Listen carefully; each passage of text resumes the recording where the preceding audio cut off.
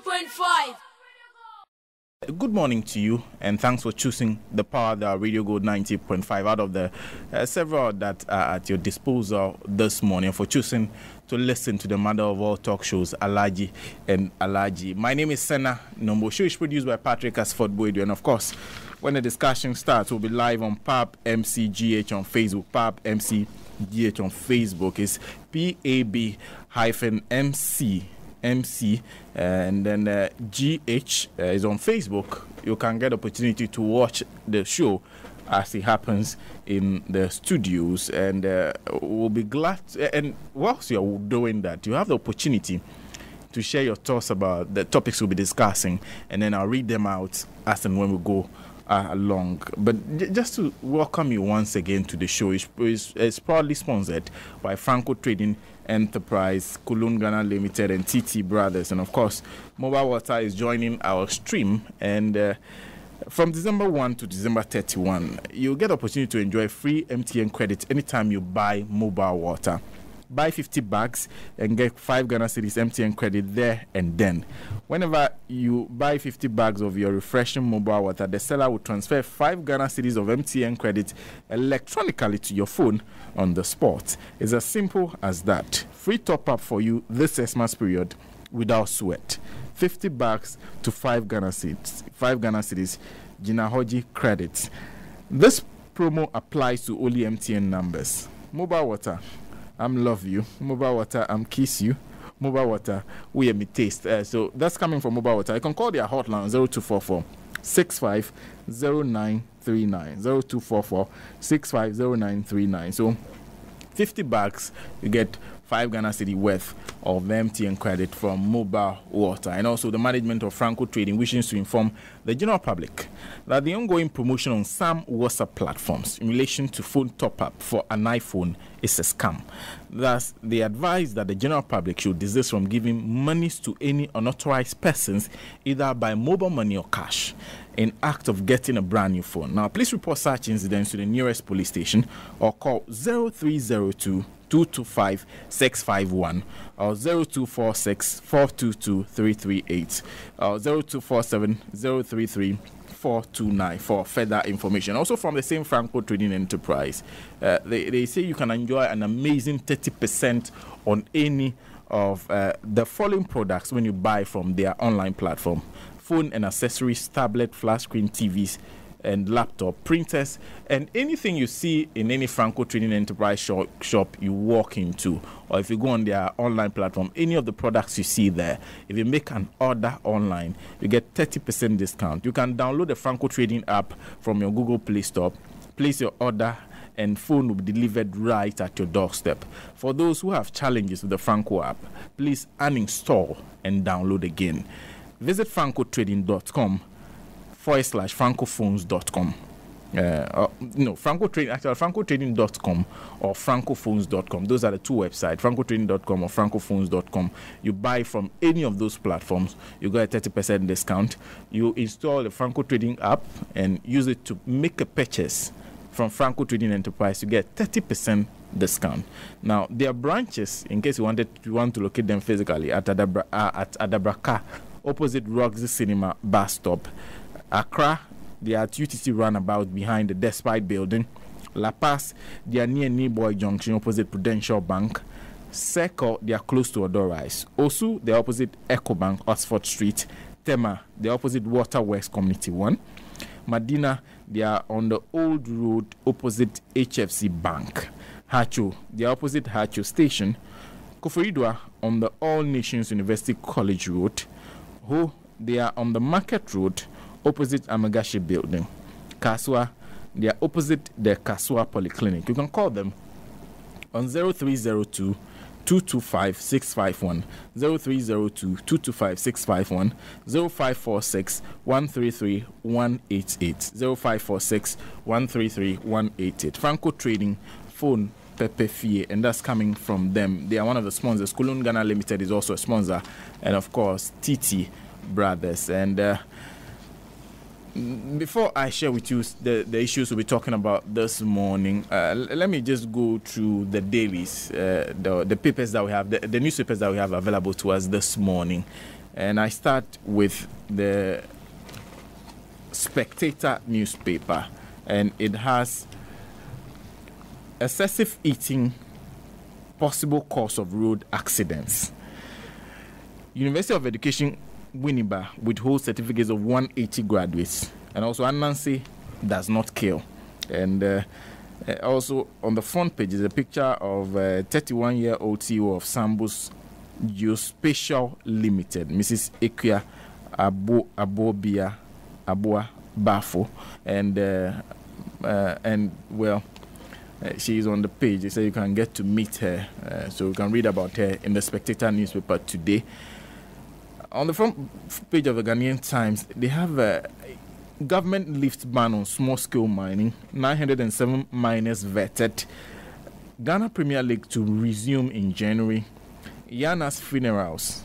Bolin Lana ushered into Bewa Palace. AG chases Woyume for 51.2 million judgment debt money. The Daily Graphic has ban on small-scale mining lifted.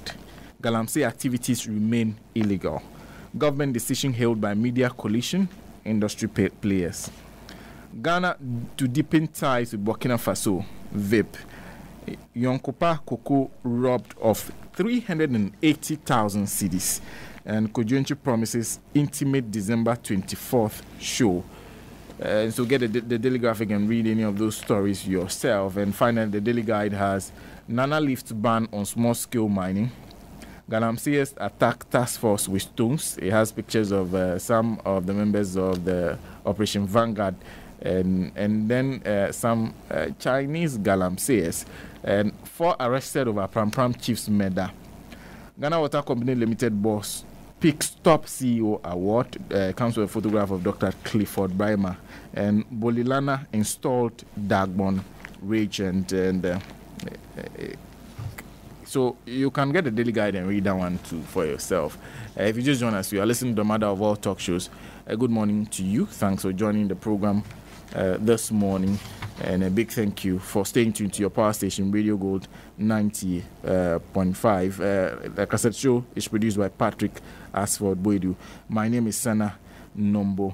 And let's talk about the issues we'll be discussing this morning. And on our table this morning, we are talking about what transpired and took everybody by surprise on Thursday, because government is introducing Founders Constitution Days to Parliament as new holiday.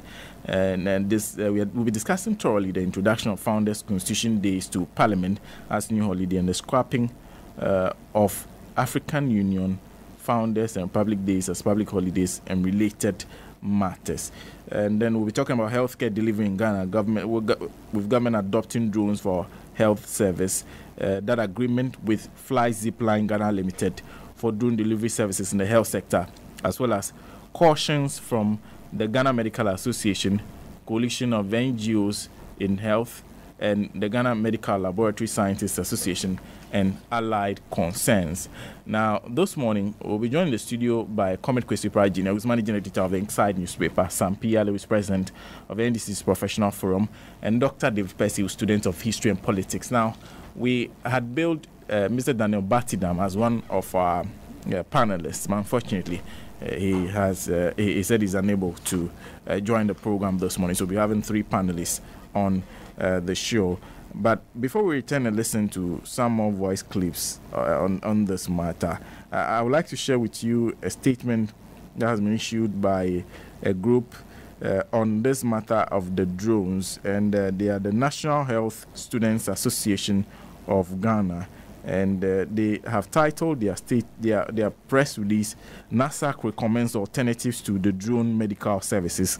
And it reads, the leadership of the National Health Students Association of Ghana has observed with keen interest the development and matters arising from the government of Ghana's decision to subscribe to the drone technology for healthcare delivery. We would like to first commend the offices of the Vice President of Ghana, His Excellency Dr. Mahmoud Bawumia, the Health Minister, Honorable Kweku Agyeman-Menu, the Director General of the Ghana Health Service, Dr. Anthony Siasari, and the Parliamentary Select Committee on Health for their hard work, dedication, and conscious efforts that are geared towards improving the healthcare delivery system of the country, especially in achieving the universal health coverage target of the Sustainable Development Goal 3. NASAC has, however, noticed and followed closely the reactions from the African Center for Health Policy Research and Analysis, the Ghana Medical Laboratory Scientists, the Ghana Medical Association, Imani Ghana, among others within and outside the health fraternity towards the proposed fly zipline drones technology in the delivery of health services. Now, moving forward, we, the health students and fresh graduates across the country, will always welcome any action or actions of government and other players in the public policy space aimed at maintaining and improving the population's state of health. Nevertheless, we believe that in order to ensure proper implementation of health policies in the country, the Ministry of Health must engage in broader consultation with stakeholders to ensure cross-sectoral execution of programs and new initiatives aimed at enhancing the outcomes of the government's policies on health. Most importantly, there is a need for the Health Ministry and Ghana Health Service to ensure that available resources are allocated in accordance with the national priorities on health. This, we believe, would improve access, quality, and effectiveness of health services. NASAC, upon reflection on the potential health and economic impact of the drone technology on the nation, noted that the demerits of the initiative outweigh its merits. The intended purpose of the drone medical service, aside its expensive nature, as highlighted in a statement by Imani Center for Policy and Education, is also inconsistent with the primary healthcare policy of Ghana. For the avoidance of doubt, the following order is a 3-tiered system indicating arrangement for health service delivery in Ghana. National level, tertiary hospitals for provision of tertiary care. Regional level, secondary referral hospitals, and also district level, provision of primary health care. The Community-Based Health Planning and Services Program, or CHIPS, is the national strategy for implementing community-based service delivery, primary health care, and has the following services rendered by the community health officers who man the various CHIPS zones in the remote communities in the sub-districts. 1. Health promotion and prevention, case detection, mobilization, and referral. Community and compound level education on primary health care, immunizing and providing pre- and postnatal care delivery, supervising and monitoring sanitation efforts, provision of nutrition, education, and care, primary care for simple cases of diarrhea, malaria, acute respiratory diseases, wounds, and skin diseases, providing referrals for serious conditions, provision of education on prevention and management of STDs and HIV/AIDS, provision of family planning services and referrals, supervision and monitoring of community health volunteers and TBAs, conducting disease surveillance and submission of written reports to the SDHT. Meanwhile, the medical drone technology as provided by the Ministry of Health and the Ghana Health Service under the auspices of the Vice President of the Republic is expected to deliver blood and other emergency items, including drugs, to these remote areas. It is evident, however, from the package of interventions delivered by the community health officers, as stated above, that drone technology needs to be reconsidered as its service failed to fit in the primary health care, taking into consideration the available resources at each level of the tier. Now, this is their recommendations. They said, though the Parliament of Ghana has approved by majority decision to allow the use of the drones across the country, it is still not late for the decision to be suspended whilst taking the following recommendations on how to effectively utilize the intended $12.5 million fund to revamp the healthcare system. 1. Improving the referral system. Referral of cases at all levels of the health system is a critical component of quality clinical care and is highly recommended when a health worker at one level of the health system has insufficient resources, skills, equipment, or drugs to manage a clinical condition.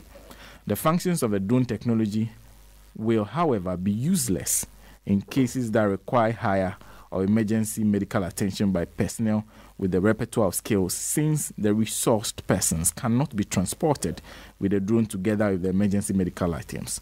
It will therefore be prudent if the funds are used to make provision for effective communication and transportation services that will ensure the timely referral of cases at the right facilities for the needed medical care. The following should be provided to facilitate the work of the community health officers: communication equipment, including mobile phones, at each CHIPS compound. 2, at least a motorcycle for each CHIPS compound. 3, a tricycle, tractor ambulance, or a motorboat, depending on the available medium of transport.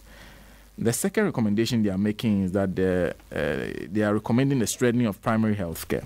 And it says the community-based health planning services, CHIPS, as stated earlier, extends the coverage of basic and primary health care services to all Ghanaians and endeavors to transform the primary health care system by shifting to a program of close-to-client service delivery system with the provision of care by a resident nurse. The 3 main objectives of CHIPS are to improve equity in access, that's geographical and financial, to basic health services. B, improve efficiency and responsiveness to client needs. C, develop effective intersectoral collaboration.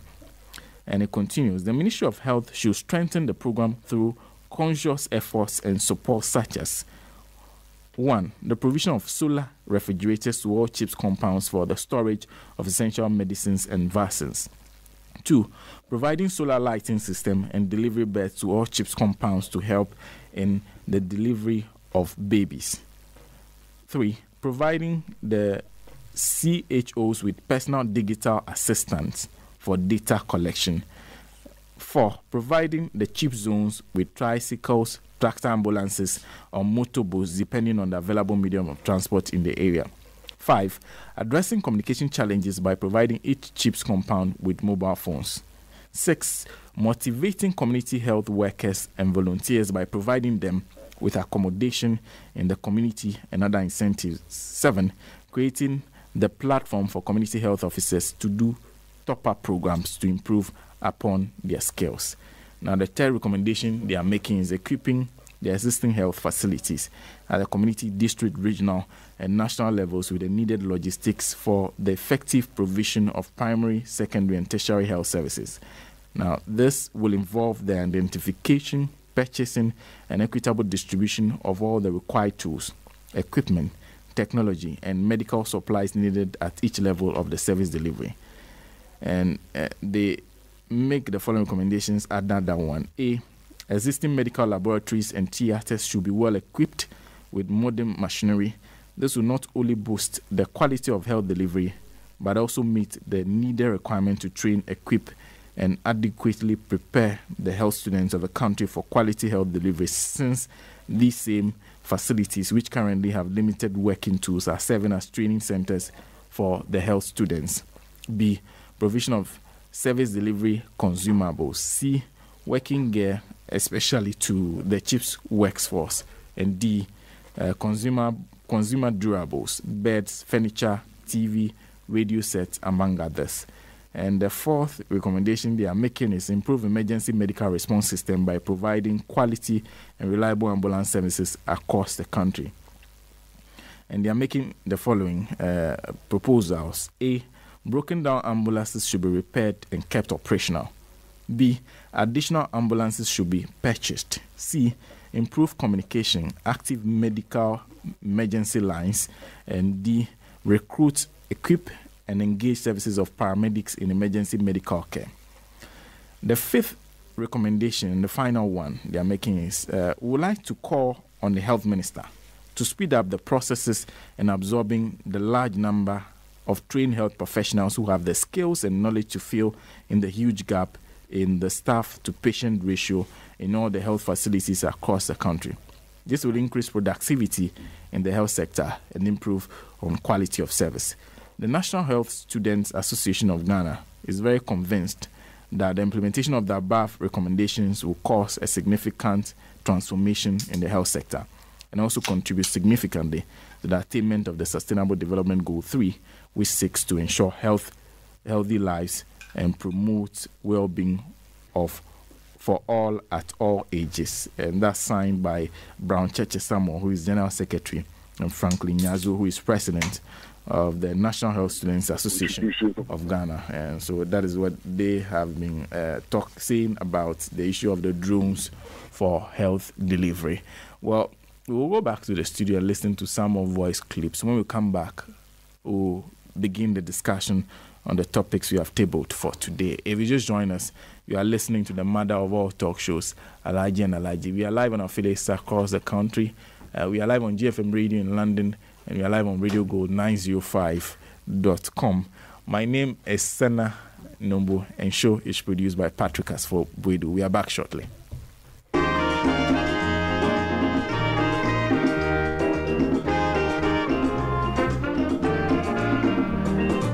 He has labored, he has suffered to lead his people into the land of freedom.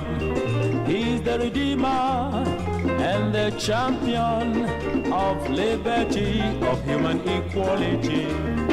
Let's salute him, fellow Ghanaians, the nation's founder, Sergeant Kwame Nkrumah. May God bless him, Ghana showboy, Africa's great son, Sergeant Dr. Nkrumah.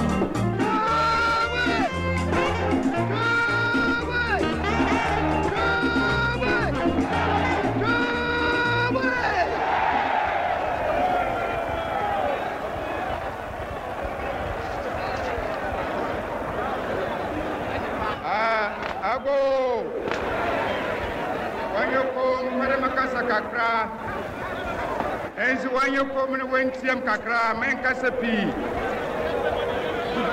dame pere makande mbakan zwapo kakra na miwe makan panse. At long last the battle has ended.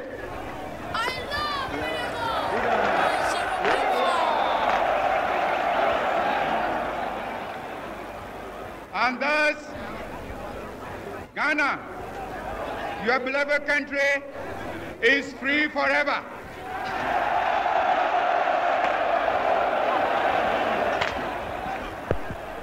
And yet again, I want to take the opportunity to thank the chiefs and people of this country. Ghana's gold, Ghana's gold, Radio Gold.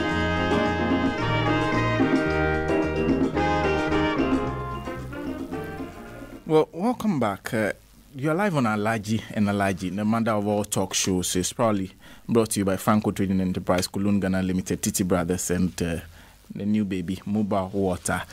My name is Senna Nombo, show produced by Patrick Asford Boidu. We are live on PAB MCGH on Facebook, and today, like I indicated earlier, we're talking about the new holidays that have been introduced. That's the Founders Day and Constitution Day. And that is January 7th for Constitution Day, and then August 4th for Founders Day. And then we'll then be talking about the issue of the drones that are being procured through a contract with Fly Zipline Ghana Limited for the delivery of some crucial medical supplies to our remote areas and the issues that have arisen out of that.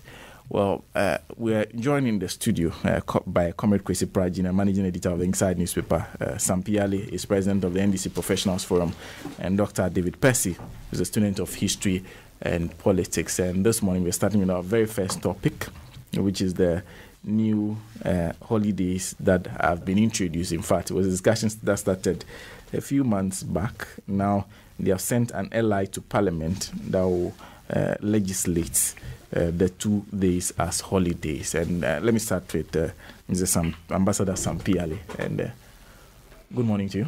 Good morning, sir. Thanks for joining us. Thank you. Sorry for the slight lateness. I had to come from all the way to Takrady. Yeah, good morning to Radio Gold listeners and viewers by courtesy of PAB TV.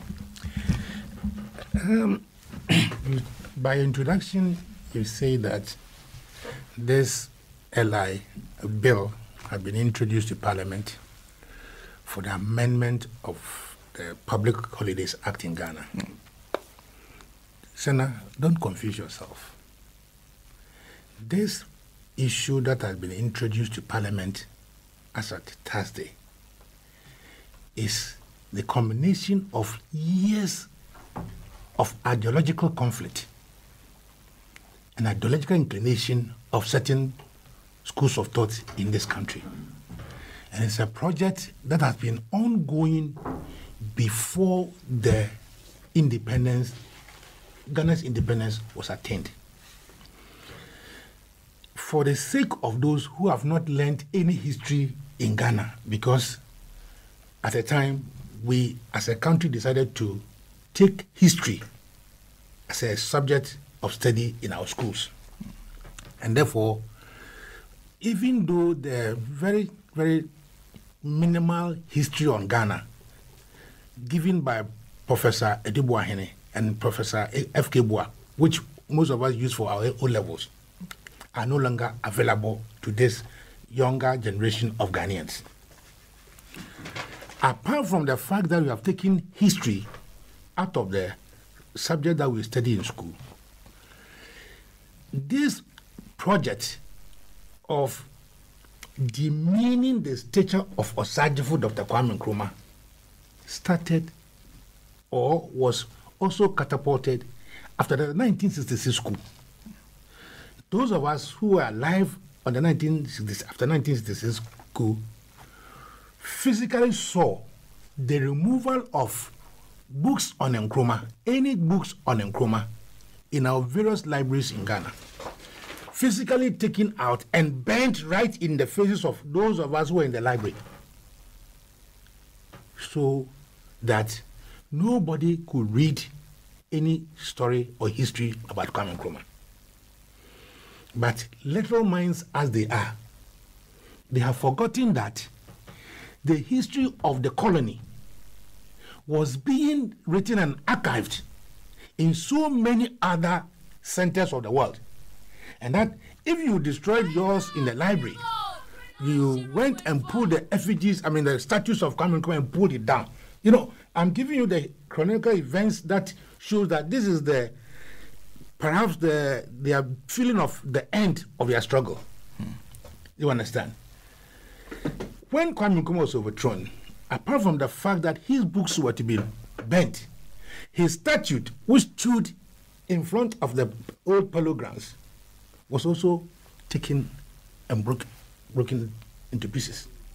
So now if you go to museums, for the young people in this country, on Monday, drive or walk to Ghana museums opposite the Society for the Blind in the Accra Roman Catholic Cathedral.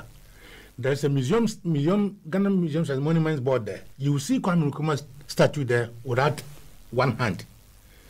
That is what we did to Kwame Nkrumah. That his memory, anything Kwame Nkrumah, should be rubbed off in the minds of Ghanaians.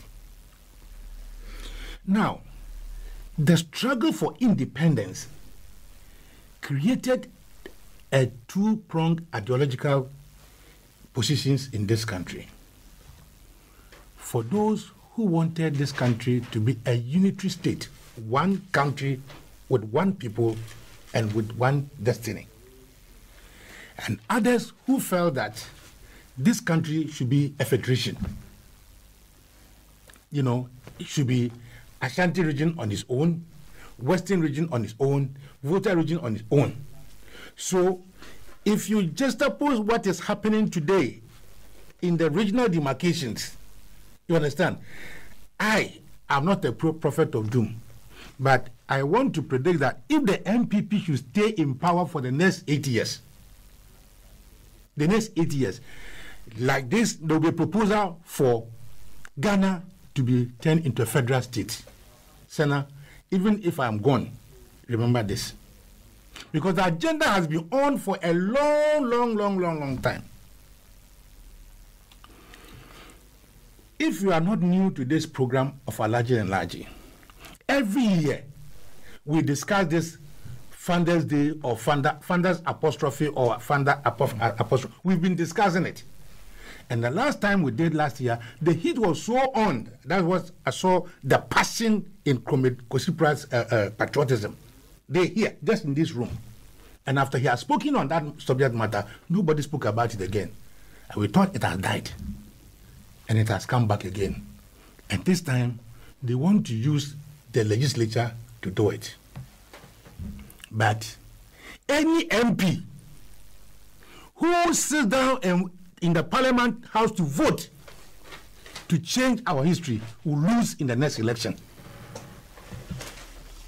Senator, mark my words. Because without a history, there's no country. Every country has cherished its history. No matter how solid it is, they have cherished their history. So you take American history, you take the American Constitution, you take the Russian history, whatever history you take, you know, they don't desecrate their history the way we have decided to desecrate our history. And the things that I am mentioning are all synchronized for a certain effect. Now, if you say that you want to change the public holidays and change the ones that have been acclaimed long before you became a president, there are certain holidays you don't have to touch. You don't have to touch it. One is the Founders Day. Because there is only one founder of this country, and that founder is Osagyefo Dr. Kwame Nkrumah. Let me explain why. Their reason for trying to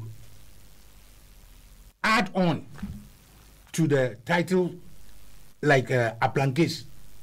You see, these are appliances of history. They want to attach their names to the history of Ghana by attaching themselves to what Osagyefo did. And in so doing, they cite, some people, other people also contributed. Yes, nobody is saying that people did not contribute to the struggle for independence.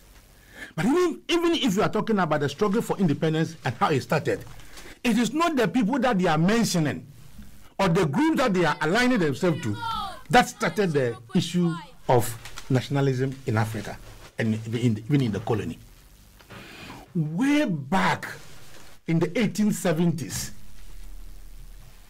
son, are you listening to me? Intellectuals, especially around Cape Coast, I am talking about the, Mensa Saba. Do you know Legon? You were going to Legon. No, Mensa Saba had gathered some intellectuals, Jacob Wusinsey and the rest, to form the Aborigines Right Protection Society of the Gold Coast. And you know what they were talking about? They have a specific aim. And their specific aim was that there was going to be a land bill. And this land bill was going to allow the Queen to appropriate the lands of the colonies, including that of Ghana. So to them, no, you can't do this. So they resisted this attempt. So are you following me? And they, apart from even resisting, because of the fact that they were enlightened, they were the mouthpieces of the Africans to a large extent. They went by a ship to England to meet the colonial secretary. In those days, the person who was in charge of the colonies was called the colonial secretary. And they made their point so solid that the land bill was removed. Apart from that, the Aborigines' right also had this specific aim that, look, most of our people are not educated, and so we have to stand and fight for the people. So for a long time, the only mouthpiece of the Africans was the Aborigines' Rights Protection Society. With time, it also died off. Another event that also helped in the struggle for our nationhood was what was known as the National Cocoa Crisis. You know, Sana, you know what happened? Cocoa has always been the one blood factor that had united this country, and that had economically held us together. Now, in this cocoa crisis, our farmers heard that the buyers, international buyers like Cadbury and the rest, were going to form an alliance in which they would dictate the producer prices of cocoa. The elite at that time organized these farmers and said that, look, if that was going to be your policy, then we also are going to decide that you will not sell the cocoa to you. You understand? It is a supply and demand. You are demanding, I'm supplying. And therefore, all the people decided that we will not sell the cocoa. It was out of that principle that Osajifo built the silos. So, when the national cocoa crisis happened, it almost collapsed the colonial system in Africa. So quickly, the British, the colonial masters backtracked. I am just tracing some of the events of this country that brought us together as a nation. Now, another group after the fall of the Aborigines' right was the United Gold Coast Convention, the UGCC, which some political parties erroneously claim was their ancestor political party. Wrong. Factually wrong. The United Gold Coast Convention was a club of elites, like the Aborigines, some educated people, who felt that they should also have representation in Parliament. It's not to overthrow the government, but to have representation in Parliament, and also resist some policies of the colonial masters that were, in their view, inimical to that of the colony. Thirdly, they were protecting their economic interest, and that's the reason why somebody who has been insulted and abused and neglected, Pa Grant. Have you heard the name Pa Grant? Mm-hmm. He was an Nzima businessman and elite who was trading along the coast. And at that time, any good business person in this country had only two places. At the Cape Coast, because the Cape Coast was the capital. And then in the hinterlands, you had Takwa. So Pa Grant was the one who actually brought all these elites together and formed the United Gold Coast Convention to fight for the protection of the rights of Africans. To say that the Gold Coasters. In this UGCC, they decided to have regional branches or chapters. And many people were assigned regions. And J.B. Dankwa was assigned the Eastern region. So in a way, he was the Eastern Regional Chairman of the UGCC. He was neither the founder, nor the financier, or the secretary, or the chairman, or in fact, among the board, what they call a board, among the top men of the UGCC, J.B. Dankwa was not one. Saying, are you following me? He was not one. He was the Eastern Regional, the Eastern Province representative. So, the fantasy for elevating J.B. Dankwa above Pa Grant is something history cannot absorb. It is like infusing blood to a dead person. Whether it's by drone or anything, the blood will not go inside. On record, I want every Ghanaian youth to understand that no matter what they read, the UGCC, the United Gold Coast Convention, was founded by Pa Grant, an Nzima business person and an elite. And the only contribution J.B. Dankwa made was the fact that he was the Eastern Province representative. Please check. These days, it is not difficult to check. And I have in my possession a copy of the Constitution of the UGCC, which I took from a printout from the inside, and I've laminated it. And anytime I'm making this argument, I saw it. I think it was Dr. Percy who brought this constitution here of the UGCC. So when the UGCC put themselves together and they were finding ways of saying that, oh, we have had enough of the British rule. You understand? Their intention was not to fight for independence for Ghana, but for representation in parliament. But one of them, I think Akwaje, somebody, had heard of Dr. Kwame Nkrumah and his exploit as a Pan-Africanist, and believed that if they brought Dr. Kwame Nkrumah to Ghana, are you following me? It will help in their contentions. The fare that was paid for Kwame Nkrumah was not paid by the UGCC as an organization. It was paid by Power Grant. So by all accounts that I've read about the UGCC, the man Power Grant was the sole financier of most all the activities of the UGCC. When Kwame Nkrumah came to Ghana, to Gold Coast, he started discussions with them, and as General Secretary, he understudied everything that they were doing. But soon found out the double tongues of some of them. Those who would sit in discussions with them, and at the same time were the agents of the same British and the colonial masters that we are trying to resist. Double agents. So Kwame Nkrumah said, I cannot play game with these people. We have a country to deliver to our people. And so he started his own agitations. Senna, within a short time, Kwame Nkrumah had mobilized the youth of this country, the market women of this country, the trades unions of this country, in such a way that nobody could stop them. And they were only waiting for the trigger.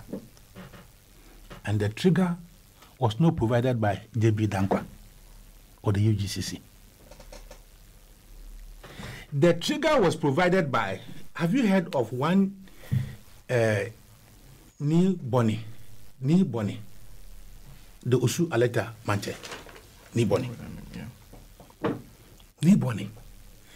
He was a Ghana chief and at the same time Chidom Hini of Techiman. Ni Boni said to himself that after the First World War, prices have gone up so much, especially that of textiles, and that Ghanaians were not going to be able, Africans were not able to buy those things. So he formed the anti-inflation campaign committee, anti-inflation campaign committee, to fight.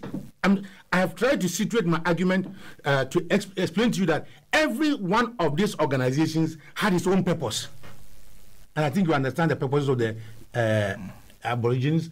You know that of the UGCC. And I have come to Ni Boni of the Usu. His was to fight the inflation that was around the country. Because during the World War, prices have gone so high that Ghanaians could not buy, especially textiles. Are you following me? Yeah. Especially textiles. So Ni Boni went round the country and informed all the chiefs the need to support him to, as it were, resist the price increases. At that time, the major business people here were the UAC. Do you know UAC? United African Company. It was an amalgamation of the Dutch and the British business people. They were having every business activity in Ghana, in West Africa. They were in charge. Its offshoot is Unilever. You know Unilever. UAC. So you didn't see UAC? No. You didn't? Oh, okay. So when they wrote, the British companies or these people, they don't even know the value of money to the extent that they can organize themselves against inflation. But Niboni was so resistant that on that day when he declared that there should be a boycott, every Ghanaian decided that your goods, the slogan was, your goods are expensive. We can't buy them, so take them to your country. That was their slogan. So all the shops in Ghana were boycotted. The boycott did not only end with that of the British, the Lebanese and the Syrians all suffered. This was at the same time that the World War has ended, and some Ghanaian soldiers, ex-servicemen, who had been promised that on recruitment they were going to be paid pension, and many Africans at that time have never worked for salary before, and when they were recruited, they said they were going to be paid salary and other benefits. But when they returned, no such pension and no such benefits were paid to them. So they were also on demonstration. You understand? Now, before then, when the boycott and all these agitations were going on, something the British did, which also helped to, as it were, catapult the agitation, was the fact that they believed that some 6 people were the architects of the disturbances. 6 people.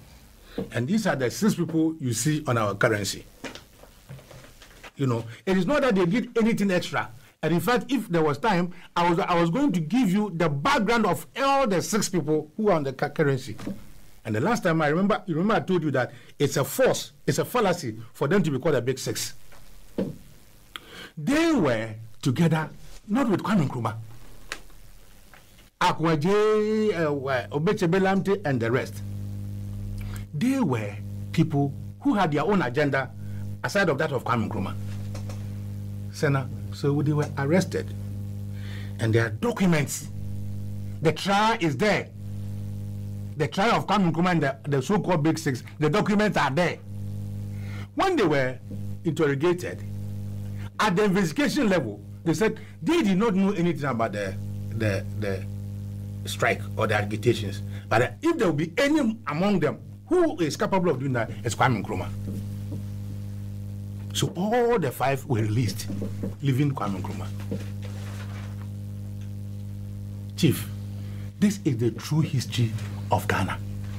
Now, as the ex-servicemen took advantage of Niboni's boycott, they also were marching, to present their petition to the governor. And they reached a place near the Accra Sports Stadium. That's why we call the crossroads. One road is going to the castle, the castle, and one road is going to Osu. But as they reached there, the British superintendent ordered that those people should stop and halt right where they were. And they refused. They continued. And so the British superintendent, feeling threatened, ordered that they should be shot. And right there and then, they shot, and 3 people were dead. Sergeant Ajete and the rest of them. You have heard of that? After this incident, every Gold Coaster was incensed, and more riots went on until the British could not hold it anymore. So they called for some committees to be established. Today, I'm not going to the details of this history because we have discussed it. But I just want to give you the background of, if you say people have contributed to the independence struggle, I have tried to situate their contribution in terms of their historical part they played. Now, let's come to the arguments that have been made over the years for and against Kwame Nkrumah's rule. When Kwame Nkrumah formed the CPP, have you heard something called Veranda Boys? Veranda Boys. That was an ideological break away from the from the UGCC, because they felt that they were elite, right? They were the bourgeois elite. So Kwame Nkrumah decided, let me organize the workers, the artisans, the market women, and that's what they called themselves, the Veranda Boys. And the UGCC had nothing to do with the Veranda Boys and would not want to have anything to do with the Veranda Boys. Senna. People have said that it was J.B. Dankwa, one of his best achievements, so said, is the fact that he proposed the name Ghana to be adopted for this country. Senna, with the greatest respect, this is a lie. Without more. Because I can refer you to the motion of destiny, which was moved in the British Parliament, all right, by Osagyefo Dr. Kwame Nkrumah, then as the Prime Minister of Ghana. Osagyefo. And he said he has known that there was an empire called Ghana, which was so popular and so strong from Mali, Niger, there. And that he knew that the people were very proud and strong and had vision. So he, as Nkrumah, in the motion of destiny, then proposed that we would adopt the name Ghana, because we are not only looking back at our history, but we are looking ahead into our destiny. That's how come the name Ghana came. And I want to challenge anyone. Perhaps my brother Kwesi has done more of Pan-African history than I have. Would give me the instance where the name Ghana was proposed. But as far as I have read, the name Ghana came in the motion of destiny that was moved in the United Kingdom. Another thing that they have said against Kwame Nkrumah is that he introduced the Preventive Detention Act. And again, this is a historical falsehood. At that time, there was a governor general in this country. You know what's a governor general? He was the president, the Queen's representative. And Kwame Nkrumah was only a prime minister. I cannot even say only. He was the prime minister of this country. And in that parliament, Senna, we had R.R. Amponsa. We had K.A. Buzia. We have G.K. Akpalu, I think that's his name, Akpalu, who were key members of the opposition, who were in parliament. All right? Who passed that act? And you know why they passed that act? You know what? There have been not less than 6 or 7 attempts on the life of Osagyefo. In one instance, a young girl, call it young girl, whose crime was only to present a bouquet of flower to Kwame Nkrumah. They knew this is somebody's daughter. They planted a bomb in the flower. It exploded, but Osagyefo was not killed. 7 of them. Apart from that, there were various acts of treason and sabotage to the fragile, upcoming country. Doesn't America have the Guantanamo Bay? Which country in the world hasn't got a facility that takes care of such? Look at ISIS and the way the Europeans are dealing with them. So what was the crime of Nkrumah? When he was just the prime minister, Buzia was part of the parliament. Aram Ponsa was also part of the same parliament. Just to put away troublemakers. I don't want to go to the history of the Obechebe Lamte because they are the appendages of the criminal side of Ghana's history.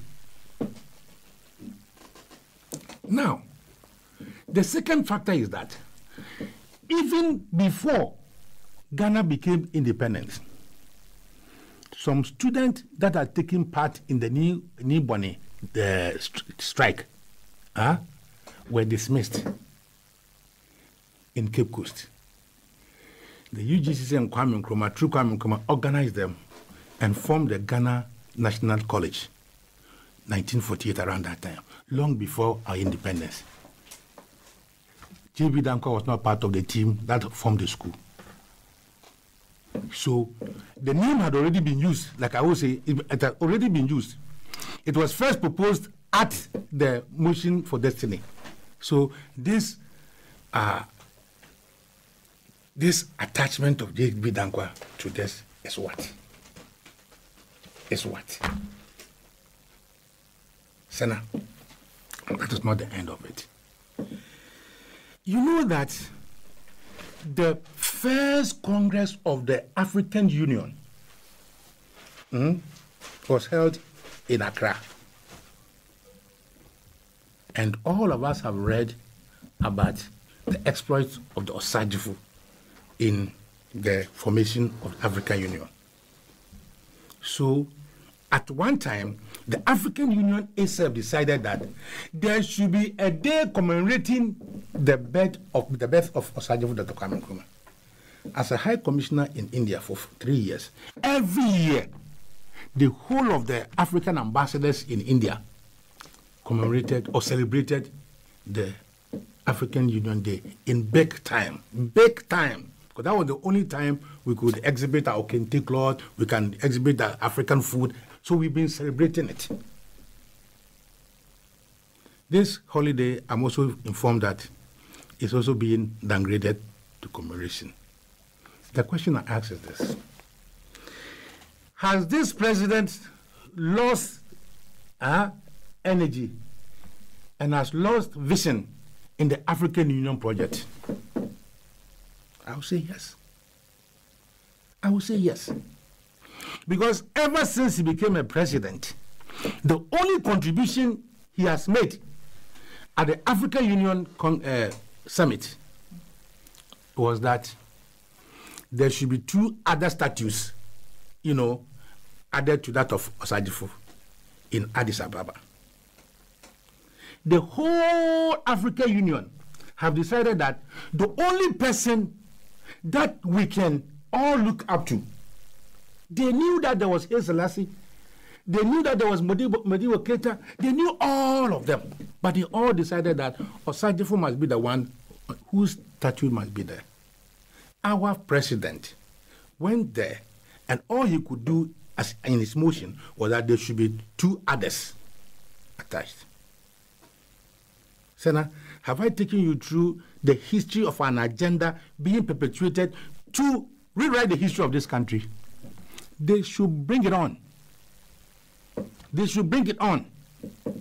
Because now researchers are going through the archives and bringing in a document which they thought was not there. So, for example, when they came with that University of Ghana, that J.B. Danko was that fantasy, people came out and told, boss, it is not true. The actual history is this. People are now researching and they know what it is. I think that this president must have, he has to reboot and have his focus. What would this add to us apart from disintegration? Everything that this president has done in this country is aimed at dividing us instead of uniting us. Can I give you examples? You want to bring American soldiers for whatever reason. Then people are saying that, sir, we don't have enough information and, as it were, in that knowledge in what these Americans can do or cannot do. Can we get some information? A whole president goes on television and say, these are anti-America. So the president has divided Ghana into pro-America and anti-America. Let me also tell you another thing. they are introducing something they call the Ghana card. And this policy, if it is true, is aimed at only one thing. So that every Ghanaian should have his card for all purposes. Every Ghanaian must have Ghana card. Now, but they have set the condition in such a way that almost 2/3 of Ghanaians cannot have access to this Ghana card. And should I tell you why? Sana, in my village, if I'm not lying, there could not be more than 4 people with Ghana passport. There could not be more than 4 people with Ghana passport. Again, you see that we should use birth certificate. The 4 of us in this room, apart from you who is a bit younger, I'm not sure Dr. Percy or my brother Kwesi can easily walk to his bedroom and pull out a birth certificate. At best, what we have is baptismal certificate. So, if you fix the regulations in such a way that almost 2/3 of this country cannot have it, what are you doing? Are you uniting us as a country? Put that aside. Look at the hula balu on its regional formation of the new regions, creation of the new regions. This is a project that you should bring all Ghanaians on board for us to understand. Because when Kwame Nkrumah created the region, he had a reason for it. When PNDC, NDC also introduced, some more regions, they had reasons for it. But as for this one, do it my way or then take part. This is where we are. Now, we will challenge this bill in court and see how the judiciary can also see what we are seeing. 2, because we know that the way our parliament is behaving, Sana, we have seen other parliaments that have spine, that are not abusing their majority. Did you see what the American parliament has just done recently on the Saudi attack on Yemen? Did you see it? Against their president, they said, no, you cannot use American taxpayers' money to refuel a Saudi judge to kill people. They have said no. But in our case, any bill that is introduced by the executive is passed. So I have no fear at all that this parliament is going to pass it. But any parliamentarian who will go and sit and change the history of this country will lose this election. Sana, as a government, you may have your own priorities. But as a country, we also have our own needs and priorities. But it appears to me that this government is interested in its own programs and priorities than that of anybody. Otherwise, Sana, why should a simple conversion of our secondary schools into free senior high schools turn into graveyards, turn into such despicable environment for our students to study? As if they are doing us a favor. What favor are you doing that to us? So they argue that without a free education, some people will not have gone to school. Yes, some people may not have gone to school, but it is not everybody who does not go to school that is as a result of the parents being poor. Do you know that? Some people deliberately say that I don't want to go through the grammar schools. I want to go to a technical school. I want to go and learn trade for my own self. You force and bulk all these people into a secondary school, and now we don't know how we are managing it. So this holiday thing, the intentions are clear. Trying to add on people who ought not to be where they are. I don't care who they are, but the point is that the good people of Ghana, like Niboni did And I want you, Sana, in your quiet time, to read the speech that was given by Niboni on that day, that have formed the basis of our national anthem. I'll give it to you. Have the speech, I'll give it to you. We shall rise against any oppressor's rule in this country. We shall rise against anybody who attempts to rewrite our history. We shall resist it. I don't have arms, I don't have guns, but at least I have my mouth to talk. And when I talk, I know Ghanaians, fellow Ghanaians can listen and act accordingly. Thank you very much. Thank you very much, Ambassador Sam Pee-Yalley. A couple of your messages before I come to Dr. Percy. And this one says, Senna, a football match involves 22 players on the pitch, but there's always a man of the match. In world football, the Ballon d'Or is always awarded to one man who was always in a team. History tells us that Christopher Columbus discovered America, but he had a team that helped achieve that feat. But it's Columbus's name that's always mentioned. This is an agenda by the UP tradition currently led by Akufo-Addo to rewrite Ghana's history and kill the legacy of the greatest African of the millennium, Osajifo Dr. Kwame Nkrumah, will not work. Nkrumah never dies. That's from King Farouk and Kaswa. A few more of your messages, and this one from those of you watching us on Pub MC GH. This one from Agahua, Julius Tahiru. He says that the quest to push weird deals like the Ghana Post, GPS, and the drones deal down our throats is enough reason for us to believe the words of Nyantechi in the number 112 expose. Look, it's obvious these deals are being pushed down our throats because Oga and his people need their cuts to pay their debts. I am not surprised Nyantechi is still a free man, or is it the fear of him saying more if pushed? We have thieves in government and not leaders. And let's go to our WhatsApp platform. And it says, peace be unto you, all my brother. I'm really worried with what is happening to Ghana. Kwame Nkrumah's history has been there before.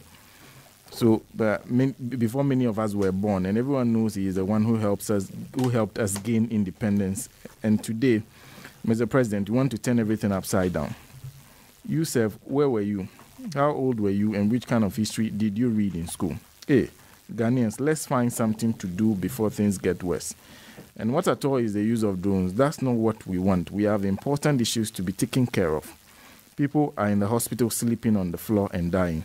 We also have only 54 ambulances. These are what we should be looking out for and not things that are not necessary. That's from Doris and Techi.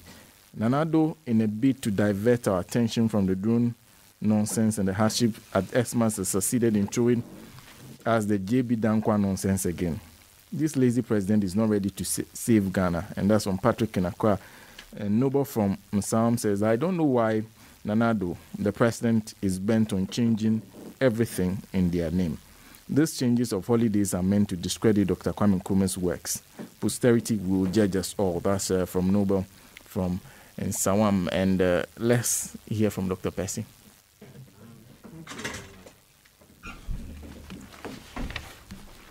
I think the point that's been made right from the very outset in dealing with our history is that we're dealing with a collective legacy. Our history belongs to all of us. Okay. We're all entitled to know the unvarnished truth, unadorned, about how we've come this far. Of course, it is composed of many, many separate journeys. Because if you look at Ghana, the space we call Ghana today is inhabited by at least 55 ethnic entities. You could call them states, you could call them nations if you wish, tribes, whatever.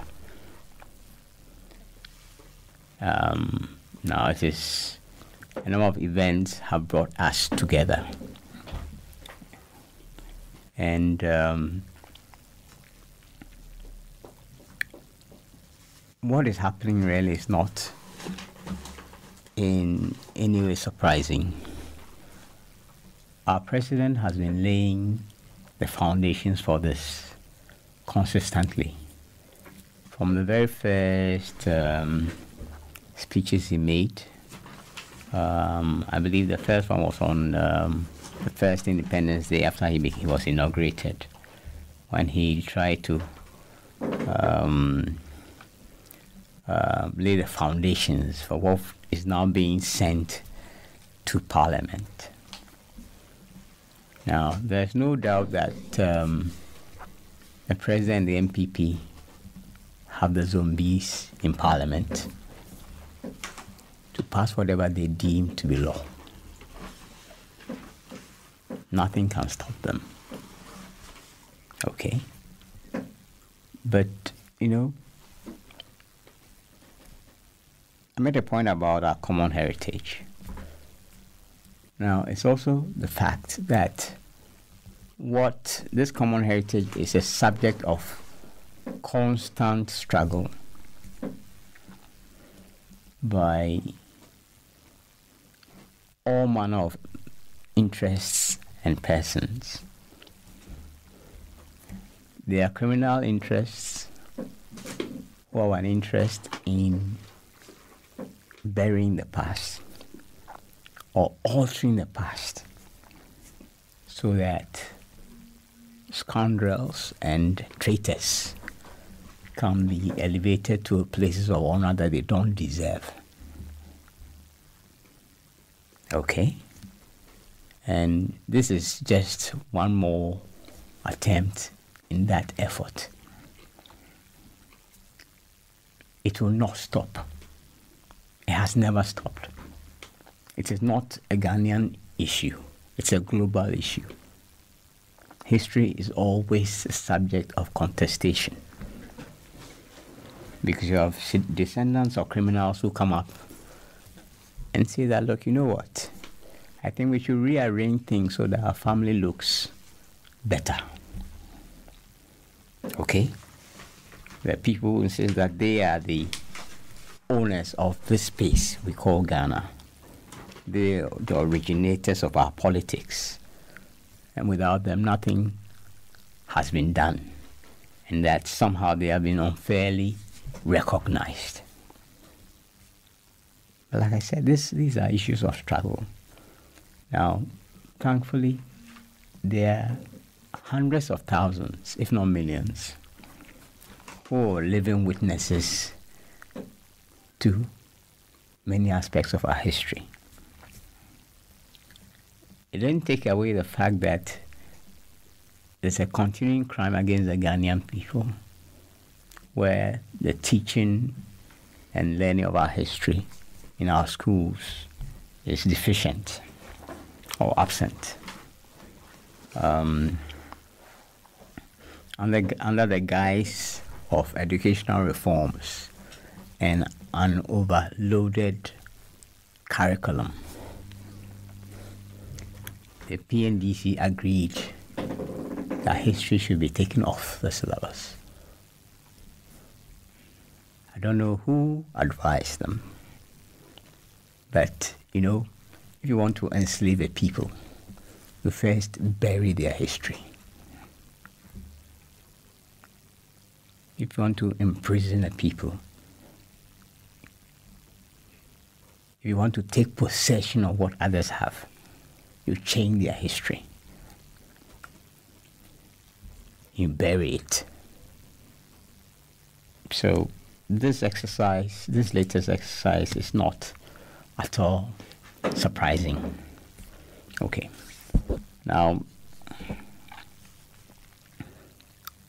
one of the things that we have not sufficiently recognized is that the formal declaration of independence also meant the rule of chiefs. Okay? Because colonialism, as it was elaborated in the Gold Coast, was a joint enterprise between the white colonialists and, for the most part, illiterate chiefs. it did not make any difference that in many circumstances, many of the leading lights in terms of the nationalist struggle were also sons, nephews of chiefs. Okay? And for instance, one of the leaders in the business of that joint enterprise was the Oforiatta the First, who is the grandfather of our president, who's I think the 75th anniversary of his passing was celebrated earlier this year. Okay, and there are people who lay claim to the fact that this whole space is really theirs by virtue of the work that their grandfathers and their granduncles did, and that they have not been sufficiently recognized. And so willy-nilly, they must be brought into the accounting. Okay? Now, but important as those days are in our history, and there have been many others, I think that Ambassador Pee-Yalley pointed to some of them. There have been many milestones in our long journey as an enslaved, oppressed people, even to our current status as a neo-colonial people, where we elect governments who basically superintend over our affairs in the interest of foreign powers. This government, no exception. And so for some, this may also be a useful diversion to move us away from more pressing and pertinent issues. For instance, I thought that I'm trying to remember the occasion, but when this bill was more or less ripe, okay, that was before the last Founders' Day. What had happened on that occasion was that there was this stench of the Ameri deal that made it difficult to introduce it. Now that stench has passed a bit, so now they can bring it up. But like I said, these are criminal assaults on our common heritage. I don't expect, I have no doubt that they will be passed if they get to Parliament. In that same vein, I expect that the next decent government that we have would review these acts and set things properly. But above all, what our governments owe us, what we owe to ourselves, to the youth of our country, is a proper teaching and learning of our history as a continuing subject, as a continuing struggle. History is not about the past. History is always about the here and now. And those who seek to rearrange facts in the past in ways that they were not are merely being criminals. And every day, Abaza is a lawyer. Every day when you go to court, people are dealing with history. How can something that is not mine become mine? It can only become mine because I alter its history. I hope you understand the point I'm making. Yes. Something that is not yours can only become yours because you alter its history. And that's what our president and his party are engaged in. It's principally a criminal effort. We should recognize and name it for what it is. Okay? That said, we should recognize that it is a regular and constant struggle. It will never go away. That the price of freedom is eternal vigilance. You don't win it once and then that's over. Those who are held by it will constantly try to revise the history so they can assert new truths and engage in new campaigns of enslavement and oppression. It is that simple. It's life itself that guarantees that we cannot accept these things. That we'll constantly resist them, we'll point out the fallacies and the falsehoods. Okay? Now, in the historical process, it's said that you can have you have many situations where people have played heroic roles, okay, but who have consequently faded. For instance, one of such persons is the grand uncle of our president, Dr. J.B. Dankwa. Once upon a time, he was a foremost nationalist. Okay? He occupied the same kind of space that people like Saba did at the end of the 19th century, say, or Casely Hayford. Okay, they're recognized by all as the preeminent nationalist intellectuals who are concerned about, quote unquote, their people's fate. Okay, but people ought to be interested in finding out how come someone like J.B. Dankwa, who prior to the arrival of Nkrumah on the coast in 1947 was the preeminent nationalist, faded and became irrelevant. Because yes, in politics, people become relevant only to the extent to which they deal with the concerns of people. You can be a hero today and zero tomorrow, to the extent that you're no longer relevant or stand in the way of the people's aspirations. That's a permanent lesson of history, that no one's role in history is guaranteed and nailed down forever. Okay? So, in a certain sense, this is almost laughable. But for the fact that it takes away some bit of our time, okay, and that we have to go at it constantly. But, along with the various moves that are going on to balkanize our country, to break us up into ethnic states, essentially to bring to a formal end Nkrumah's One Ghana project.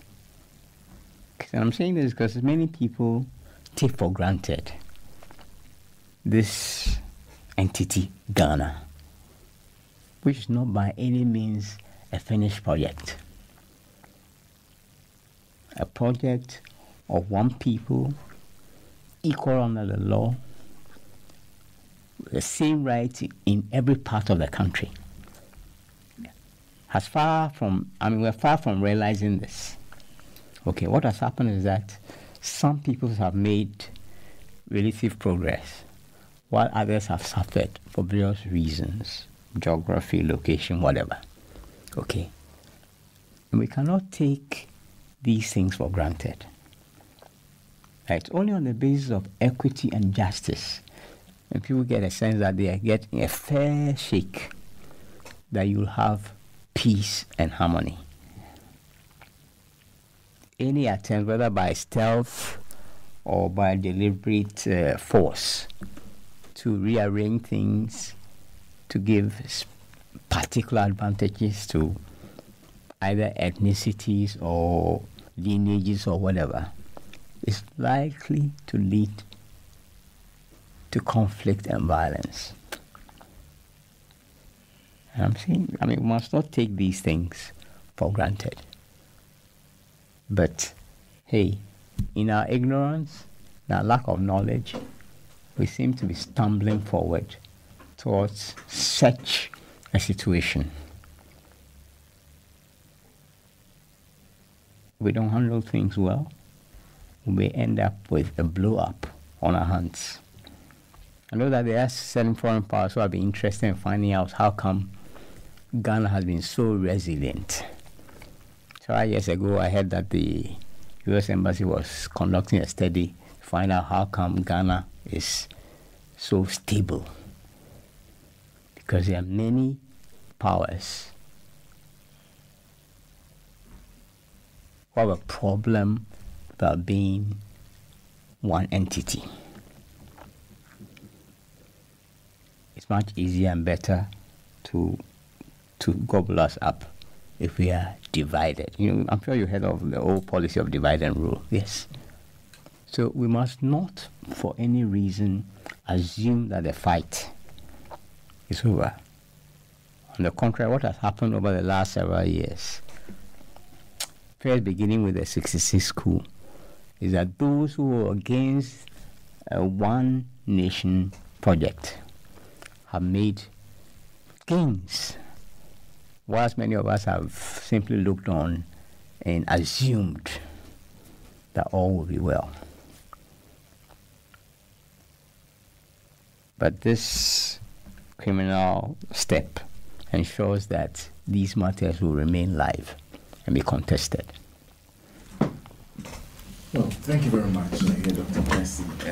Let me read a couple of the messages you're sending us via Facebook before we hear from Comrade Kwesi Pratt. And this one is from William Garba. He says, "Good morning, Alhaji and Alhaji. They have the numbers in Parliament, so what can we do but protest? But posterity will judge us all one day." And that's MPP for you. That's Willie from Kaswa. This one says, "Good morning, Ghana. We pray for Mohammed's comeback to save the situation. The MPP have nothing good to offer Ghanaians." And Oscar Lee says, "Akufo-Addo is being driven by Nkrumah's jealousy." And Combat Medic says, "What are the lawyers of the NDC doing about these issues?" And is directing to Ambassador Sam Pee-Yalley. These issues that Ambassador Sam Pee-Yalley is talking about. Fuga Simon says, "It is very regrettable giving power to this government led by Nana Akufo-Addo. Very soon our names will also be changed to account names from the Eastern region. The nation is sinking into abyss." Combat Medic again says, "Dr. Percy, Uncle Kwesi, and others should open schools and write books on this true history for us and generations yet to come, so we can keep the argument going in order to foil this diabolical art of this president and the Elephant Party." Azure Imoro Mohammed says, "Good morning, Senator. Nana-Addo and his family want us to take his father and grandfathers to be the founders of Ghana. Well, we Ghanaians are not going to sit down and allow him to bring those betrayers' name up. We citizens must fight for our history." Ivan Zalero Kwe says, "Akufo-Addo is trying to rewrite the history of Ghana. 4th August is yet to become Founders Day, and 21st September will become Founders Day, and 21st September to commemorate Dr. Kwame Nkrumah. It means that the 21st September is no more a holiday. What's the significance of 4th August in the history of Ghana? Akufo-Addo wants to celebrate his family." And Ibrahim Chambers says, "Good morning, Senna, and good morning to your panelists. This MPP government is a serious diabolic one, planning evil agenda day in, day out. I think I agree with Prof. MPP by 2020, if they win, will change Ghana's system of government from unitary to federalist, as their forebears did in the 1954 elections. Long live Dr. Nkrumah, long live Ghana." Fiavie Tonam says, "Good morning, Senna, and all distinguished panelists. I'm sure by now, discerning and sound-minded Ghanaians have regretted giving the mandate of governance to this insensitive and selfish lot. They are bent on changing anything we have been identified with it as a people. I will not be surprised if by 2020 they change the name of our country from Ghana to Ochiman. Evil people." Nana Tutu says, from Otum for the convener of Crossfire Ghana, he says, "Why do you always want to rewrite history? Anytime you come to power, from Buzia days till now, why? What was the role of JB and Co? Where were they on the night of 5th March 1957? Why this behavior to whittle down Nkrumah? Let's rise up, progressive family, and this rise up, progressive family. This is not proper. Abdul Rahman says, good morning. I plead that you possess the right history of Ghana. I plead that you that possesses the right history of Ghana should put the history into books for us to benefit before Akufo-Addo changes our history to favor its forefathers. Edu Boahim tries so much, hence Akufo-Addo is still not satisfied. He now wants to use his presidential power to do so.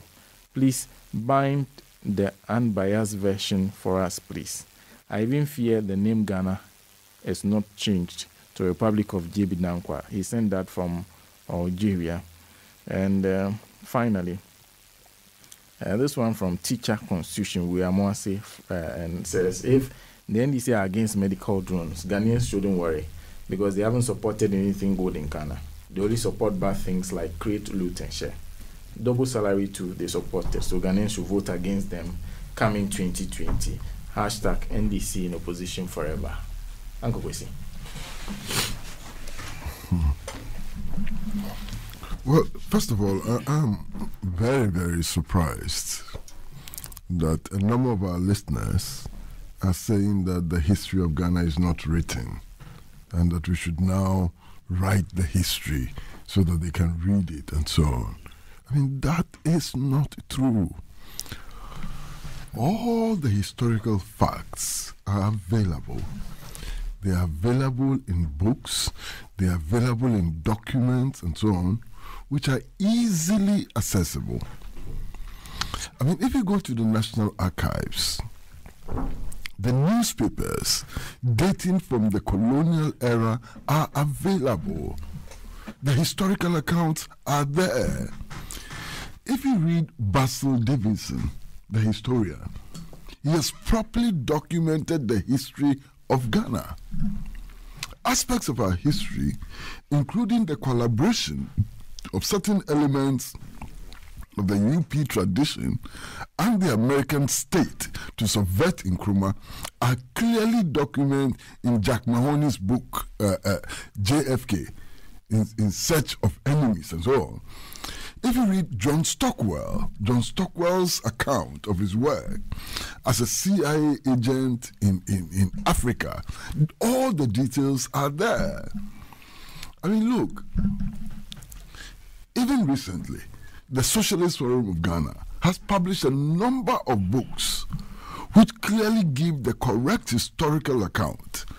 One of that books is Fight Back, a response to anti-Nkrumahism. You understand? Which is available at the Freedom Bookshop just near Apollo Theatre. The other book is The Great Deception, which is the declassified documents of the CIA on how it organized the coup against Nkrumah with commentary, which is also available. You know, we have actually published the verdict of Edward Akufo-Addo, Akukosa, and Justice Van Leer in the trial of Ubechebi Lamte and so on. So there's so much already available. So I'm surprised that a lot of people are calling and saying that write the history for us as well. The history is available. Go to Freedom Bookshop, just here, I mean, near Apollo Theatre. You'll find all of these titles there and so on. Even now, if you go to all the regional libraries, I mean, we have made it a point to give all the regional libraries the 13 titles that Nkrumah himself wrote. So in the Cape Coast Central Library, right at Chapel Square, if you go there, you'll find all the 13 titles, including Dark Days in Ghana and so on. You understand? If you go to all the university libraries, the books are there.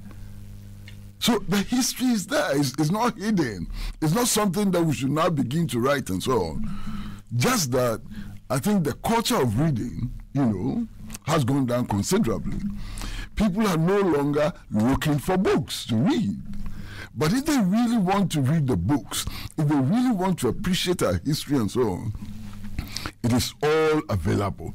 At least I've mentioned one place in Accra where you can very simply just walk in and get the relevant books to read and so on. So that is just for starters.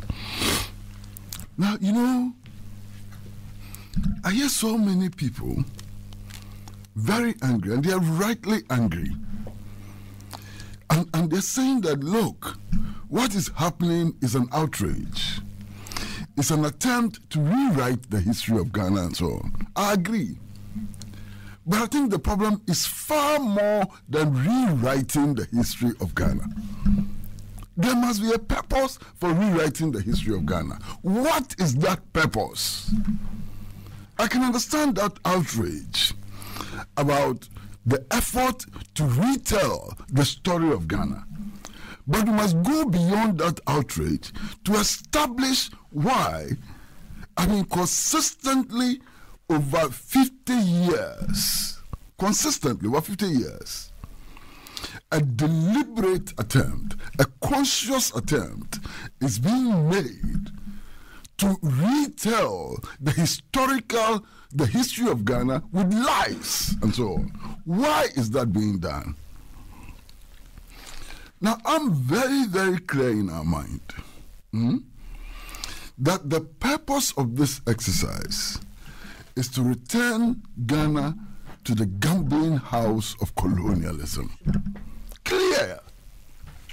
It's an attempt to recolonize our minds. It's an attempt to condition the Ghanaian to accept the conditions of exploitation and oppression. It's an attempt to dampen our resolve to struggle to take control of our wealth as Africans and to exploit the wealth of Africans solely for the benefit of the African people and not the shakers and movers in the multinational world in the colonial metropolis. That is the purpose. There's no other purpose. You understand? Now, listen, I recall that in 1993, I was engaged in a running battle with the current president on our history. And you can check from past copies of the Ghanaian Voice. We were engaged in a serious running battle. What had happened? The New Patriotic Party had published the stolen verdict, alleging that the elections of 1992 had been rigged, and immediately went onto a very vicious attack against Nkrumah. In the foreword to the book, vicious attack against Nkrumah about how Nkrumah was a dictator and how J.B. Dankwa was killed and how Obeche Bilamte, who was described by Akufo-Addo's father as a terrorist in his formal judgment, and so on. And so on, how he was also molested, the introduction of the Preventive Detention Act, and so on. This is 1992. And I sat back and said, what the hell is happening? I mean, if you have a problem with the PNDC regime, why do you extend that battle to Nkrumah when indeed Nkrumah were the centerpiece in that struggle to restore democracy in this country? And when we started the struggle for the restoration of multi-party democracy, there was no participant from the Dankwa-Busia tradition. And I mean it. Listen, it was in 1983 that the Kwame Nkrumah Revolutionary Guards, then led by Johnny F.S. Hansen, issued a statement calling on the PNDC to return the country to constitutional rule. 1983! And then the Kwame Nkrumah Revolutionary Guard began to suffer all kinds of abuses and so on. At that time, at the time that the Kwame Nkrumah Revolutionary Guards issued a statement calling for restoration of democratic constitutional rule, leading members of the UP tradition were embedded in the Provisional National Defense Council as ministers and so on. In fact, the UP's first democratically elected president, former President J.A. Kufuor, was Minister for Local Government in the PNDC. You understand? Dr. Obeda Samoa, who played a key role in the PNDC, becoming Attorney General, Foreign Minister, and all of that, came from the UP tradition, and so on. Now, the Broad Alliance, which eventually transformed itself into the Movement for Freedom and Justice and led the struggle for the restoration of multi-party democracy, had its genesis in the Convention People's Party. The first alliance which was formed was actually formed in the home of Comrade Sonny Provençal, who was a minister in the Nkrumah regime. You understand? And this was in 1986. And I remember that very clearly because I was in that meeting. It was an alliance of the African Youth Command, then led by S.S. Bafrowa, the New Democratic Movement, then led by Professor Kwame Kaikari, and the Kwame Nkrumah Revolutionary Guards, led by Sonny Provençal.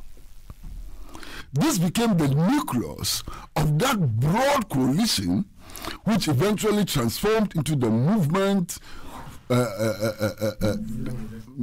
of freedom and justice, and so on, which led that struggle. Indeed, Professor Dubuahini, who became the leader of the New Patriotic Party, was invited into the movement. It was myself, John Ndebugri, Lieutenant Owusu-Jima, and Kwame Riafi, who went to Professor Dubuahini's house to invite him to join the movement. We had formed the movement already.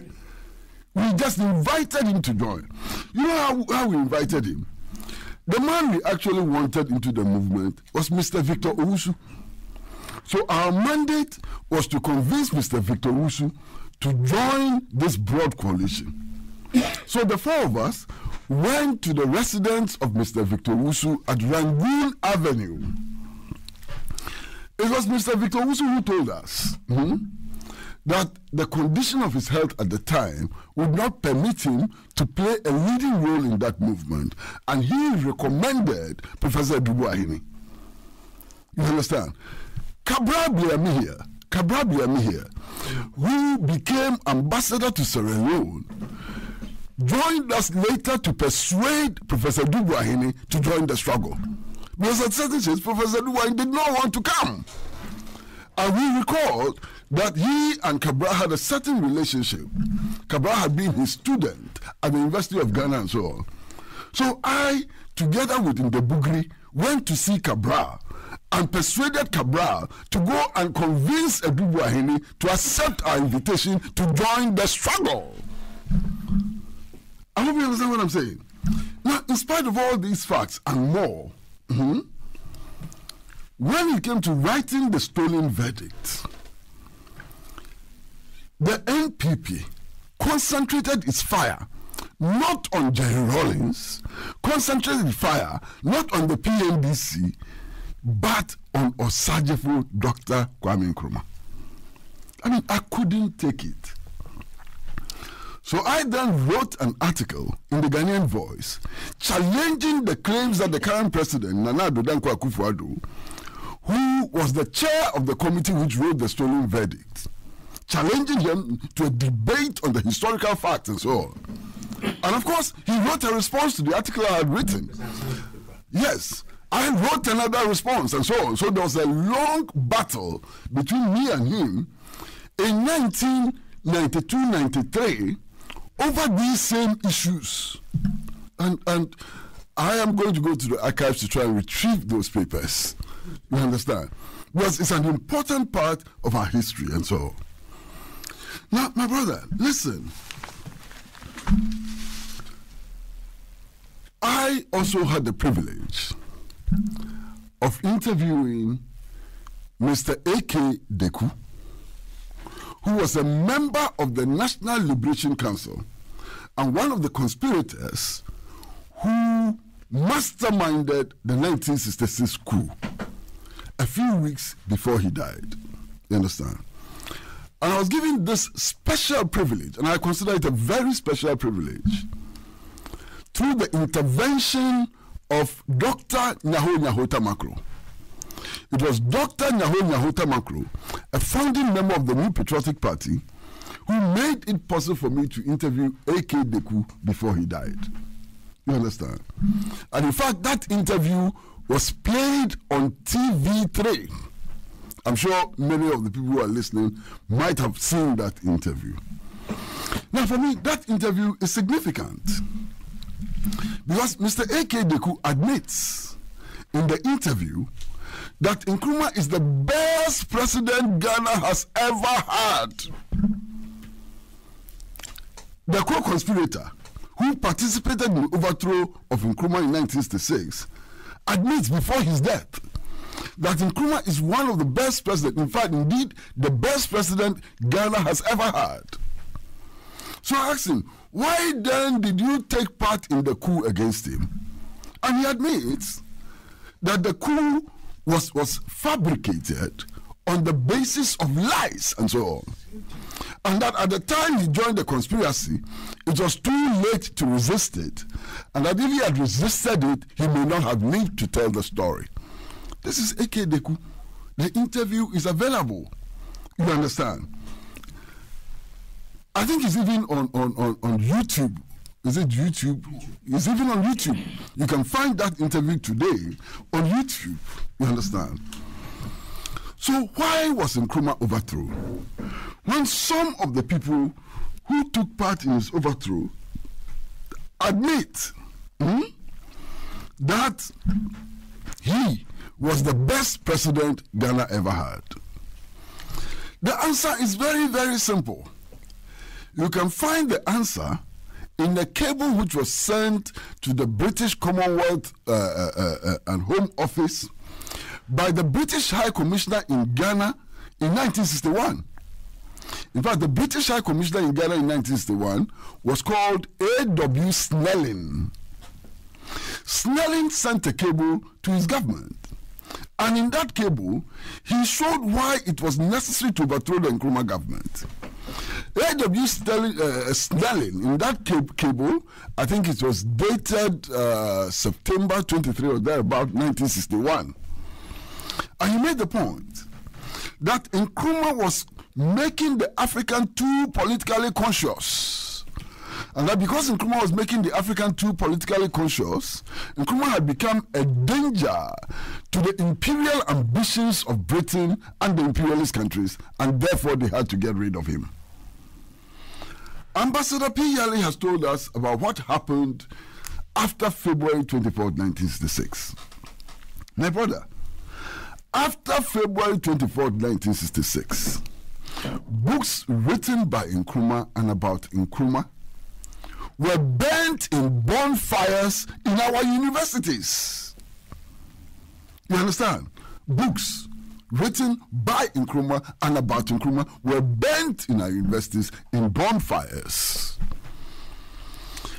After 1969, Parliament sat under a certificate of urgency to criminalize the possession and distribution of Nkrumah's photographs. If you were caught with Nkrumah's photograph, you were liable to a prison term for holding Nkrumah's photograph or giving Nkrumah's photograph to your friend. Why did they do that? They did that because of the body of knowledge contained in those publications. Today, anywhere in the world, try getting copies of Nkrumah's book. They are jewels. They are some of the most expensive books you can find anywhere in the world. It is so scarce because as soon as they are printed, they are bought. There's a rush for Nkrumah's book. Look, recently I played host to General Kahinde Otaferi. General Kahinde Otaferi was the head of national security of Uganda who was visiting Ghana and so on. And he told me that the only thing he wants to take out of Accra is a set of Nkrumah's books. Can you do it, Aferi? You understand? Heads of states come to Ghana and they are looking for Nkrumah's books to go and read because it is enlightening. It shows us the way to prosperity. It shows us how we can overcome our underdevelopment and so on. These are the books that reckless anti-Nkrumah elements banned. Why did they ban those books? They banned those books because they want us to continue to live in the condition of enslavement. They banned those books because those books tell us that we should resist the ownership, control, and exploitation of our mineral resources by these giant companies from the West and so on. It is that idea that they fear. So they must ban it, they must make Nkrumah irrelevant, they must make us forget about Nkrumah. So as I said from the very beginning, what they are doing is not about just changing some historical facts and so on. It's to subvert our independence. It's to subvert our belief in ourselves. It's to subvert our spirit of resistance against domination and exploitation. It's to make us house niggers. That is what they are doing. And it is so dangerous, it is unbelievable. But you see, they will deny the things that I'm saying today. But their actions betray them all the time. These are people who claim that they were also part of the independence project and that Nkrumah alone should not take the credit for independence. All of us were in it. Our grandfathers were in it. Our granduncles were in it. So 21st September cannot be Founders' Day. What actions have they taken? Look at the actions they have taken. One, they have decided that Republic Day is no longer important. So Republic Day should not be celebrated as a holiday. What is Republic Day?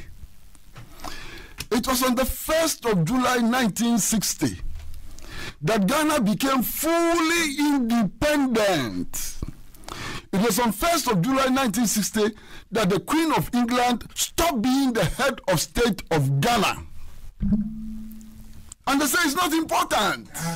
And yet they say they believe in independence. How can you believe in independence and think that Republic Day is not important? If you believe in independence, Republic Day must be important. Because that is where the independence project was completed. That is when the Queen of England ceased to be the head of state of Ghana. That is when we sacked the governor. That is when we sacked the Englishman, the governor. That is the first time the people of Ghana had the right to elect their own head of state. You understand what I'm saying? But these people say they love independence. They took part in the struggle of independence, but Republic Day is not important. Can you see the contradiction? Can you see how their actions betray them all the way? That is not all. Then they come and tell us that, oh, African Union Day is also not important. That's a huge statement about their commitment to the aspirations of the African people to build a continental union government. Need I say more? Should I say more? AU Day, the day on which all Africans reflect on where they are coming from, reflect on the impact of the transatlantic slave trade, reflect on the impact of classical colonialism, reflect on our current state of neo-colonialism, and push forward a continental agenda that nullifies the partition of Africa in Berlin. They said that day too is not important. And yet they are nationalists. And yet they believe in the independence struggle. And yet their grandfathers and grandaunts and co-minini should be credited for the struggle against colonialism. Do you see the obvious contradictions? Do you see the hypocrisy? Do you see the lies? Do you see the objective? Incredible. And you see, the arguments they present are so shallow and petty that it is unbelievable. Listen to me. One of the arguments which they have made is that, if you use 21st September, it is divisive. It doesn't unite the whole country. It excludes them and others. So they're actually looking for a day which will serve as a unifying point. And what day have they selected? They selected the 4th of August. And according to them, the 4th of August is significant in the work of the Aborigines Rights Protection Society and the UGCC. And therefore, the 4th of August is a rallying point for national unity. My brother, what can be more fallacious than that? In the first place, when did the struggle against colonialism begin? Did the struggle against colonialism or against colonial control of our economy, including the slave trade and so on, was Yasantua not part of it? Was Yasantua part of the UGCC? Nikwabuna Bonny, didn't he play a significant role? How does he celebrate the UGCC's birth and Aborigines Rights Protection Society and so on? How? The Fanti Confederacy. Where is the Fanti Confederacy on 4th of August? Where is Sergeant Ajete on 4th of August? Where is Corporal Odate Lamte on 4th of August and so on? All of these people, Thompson and so on, where are they? Names, I can mention names and names and names and names. Jenkri Dewu and so on. Anthony Wood and all of them. How do they celebrate 4th of August? In any case, the Fanti Confederacy, which was also an instrument for the fight against colonialism. Where is the Fanti Confederacy in the UGCC? In any case, in 1949, I think, 1949, the Central Youth Organization, which was the nucleus of the Convention People's Party, broke out of the UGCC, rejected the UGCC as a true vehicle for the attainment of national independence. And out of the CYO emerged the Convention People's Party. So are you saying that the CPP tradition should go back and celebrate what the tradition rejected? The CPP rejected the UGCC as a vehicle for change. The CPP believed that the UGCC was not capable of struggling for independence and threw it away. Now, by some strange circumstances, this government think that the CPP will go back and celebrate what it rejected. What logic? Strange logic. And then they say that, no one person could have achieved independence. We agree. No one person could have achieved independence. But just this morning, the messages that our readers have sent answers that question adequately. And I'm not even going to waste my time about it. Listen, in football, they declare player of the match, don't they? Football, ordinary football, player of the match. But there are 22 players on the field. If you don't get 22 players on the field, you cannot get a player of the match. Who receives the cup after winning? Yes, and after winning, one person receives the cup. And so on. Maybe when Asamoah and co play Black Star and they win the cup, we should move all the 30 million people of Ghana to the stadium to go and receive the cup, because we all contributed. 30 million people. Why? The team is financed with tax money. Tax money belongs to 30 million Ghanaians. The sports minister plays a role. His deputy plays a role. The Ghana Football Association plays a role. The Referees Association plays a role, and so on. So all 30 million Ghanaians should go to the stadium to receive the cup. We should reject the play of the match title and so on. You see, these people, what they are doing is that they are kicking against a rock with their bare feet. And you know what that means? They are so angry about nothing, they are so vicious that they have decided to kick against a rock with their bare feet. In the end, who gets injured? Is it the rock or your feet? These people are so busy, they run back and come back with full force and they kick the rock. And anytime they kick the rock, they injure themselves. But they are so damn foolish, they cannot recognize that. My brother, listen to me very, very, very carefully. The whole of Africa,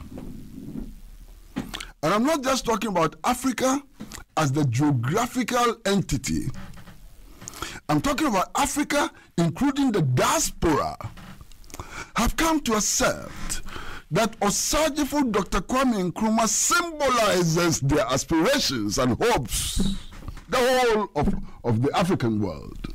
You understand? To the extent that today, if you go to Mali, the biggest statue in Mali is the statue of the Osajifo. I mean, if you go to Kenya, the biggest street, the most celebrated street in Kenya is Kwame Nkrumah Street, and so on. If you go to the African Union, the only African whose statue is mounted in the African Union is Kwame Nkrumah. Kwame Nkrumah has been declared as African not of the decade, not of the century, but of the millennium. No African in the last 1,000 years comes anywhere near the Osajifo. Why would you kick against this rock? If you are not foolish, how would you kick against this rock? Because in the final analysis, only your feet will get hurt. Indeed, yesterday, was it yesterday? Yesterday, I was listening to Honorable Inusa Fuseni, and he was saying that, look, Kwame Nkrumah now is our prized heritage. We should be promoting him as a means of advancing our economic development and worldwide recognition. Nkrumah died in 1972. And yet, in my travels around the world, everywhere I go, he's the first reference point to Ghana. First reference point to Ghana. Far more popular than Bob Marley. Far more popular than Pele, and anywhere you go. You are still confronted with the question whether you are coming from Nkrumah's Ghana or a different Ghana and so on. My brother, I bet my bottom city. Go to Togo and mention J.B. Dankwa and see whether anybody has name recognition of J.B. Dankwa. Even in the Ebuakwa state, J.B. Dankwa was rejected. Why? He stood for parliamentary elections in Ebuakwa. He was beaten by a people teacher, disgraced by a people teacher. The people of Ebuakwa, his own hometown, rejected him. And then he said, oh, maybe you could try it again. So he then moved to another constituency. What was it? Fantiakwa, I think. Fantiakwa. Again, the CPP put a people teacher against him. And he walloped him basa. A man whose own hometown rejected him is being put forward as the icon of our aspirations and so on. How can you do that? And it's being done so brazenly, so annoyingly, and so on. You know, I've heard, even this morning I've heard some of it. that the New Patriotic Party controls the majority in Parliament and therefore can have its way. Yes, it is true, they can have their way. But I can tell you quite honestly that there are so many decent people in the New Patriotic Party. So many. I can tell you that for a fact. And I've spoken to people in the New Patriotic Party who feel disgusted by what is happening. So it is not about the fact that they are indecent or not decent or whatever. It is simply sometimes a question of courage. Our political system is built in such a way that it makes it excessively difficult for parliamentarians to stand up for what they believe in Parliament. You understand? Especially the whip system of Parliament and so on. So it is true that they can win in Parliament, they can pass this bill and make these outrageous changes and so on. But is that the end of the matter? No. We should not give up simply because they have the majority in Parliament. The majority in Parliament can change. Who says that that majority in Parliament cannot change? So if the only way we can restore sanity in our country is to change that majority in Parliament, let's work to change that majority in Parliament. If the only way we can prevent a situation where Nkrumah is being denigrated is to change that majority, let's change that majority. If the only way for us to tell the correct history of Ghana is to change that majority in Parliament, let's change that majority in Parliament. In any case, who says that national issues are decided only in Parliament? One, the parliamentarians represent us. The parliamentarians are supposed to be representing us. They are supposed to be doing the things that we as a people want. If the parliamentarians are not doing what we want, if they are not representing us, let us show them by our numbers in the streets that they don't represent us. Because we can't remove them from Parliament today. We still have 2 years to go. But within that 2 years, we can demonstrate to show them that what they do in Parliament is without approval, to make their actions in Parliament illegitimate. And the only way to do that is to mass up in huge numbers, huge, really, really huge numbers, to undermine their legitimacy. And we have a right as citizens so to do. How are we going to do it? Let us organize public fora. Let us call people to places, to concentrate in places to discuss this matter. Let us fill the teachers' halls. Let us fill all the spaces available, Freedom Center everywhere, to discuss these issues, to express our views, to show that we disagree with Parliament and government. And we can do it. It's not expensive. If we truly want to show that we disagree, we can organize a series of public fora between now and whenever in order to express our opposition. Let us send petitions to our parliamentarians. Let us send flood Parliament with petitions from all of us, from the PNC, from the CPP, from Ayaliga's party, from all the parties that disagree. Flood Parliament with petitions. Individuals, write to your member of Parliament and tell him you disagree with this nonsense and that you will not vote for them if they carry on. Let us do this. Total mobilization. It is possible, we can do it, and we'll be victorious. And then, these centers of discussion must also become centers of organization against this outrage.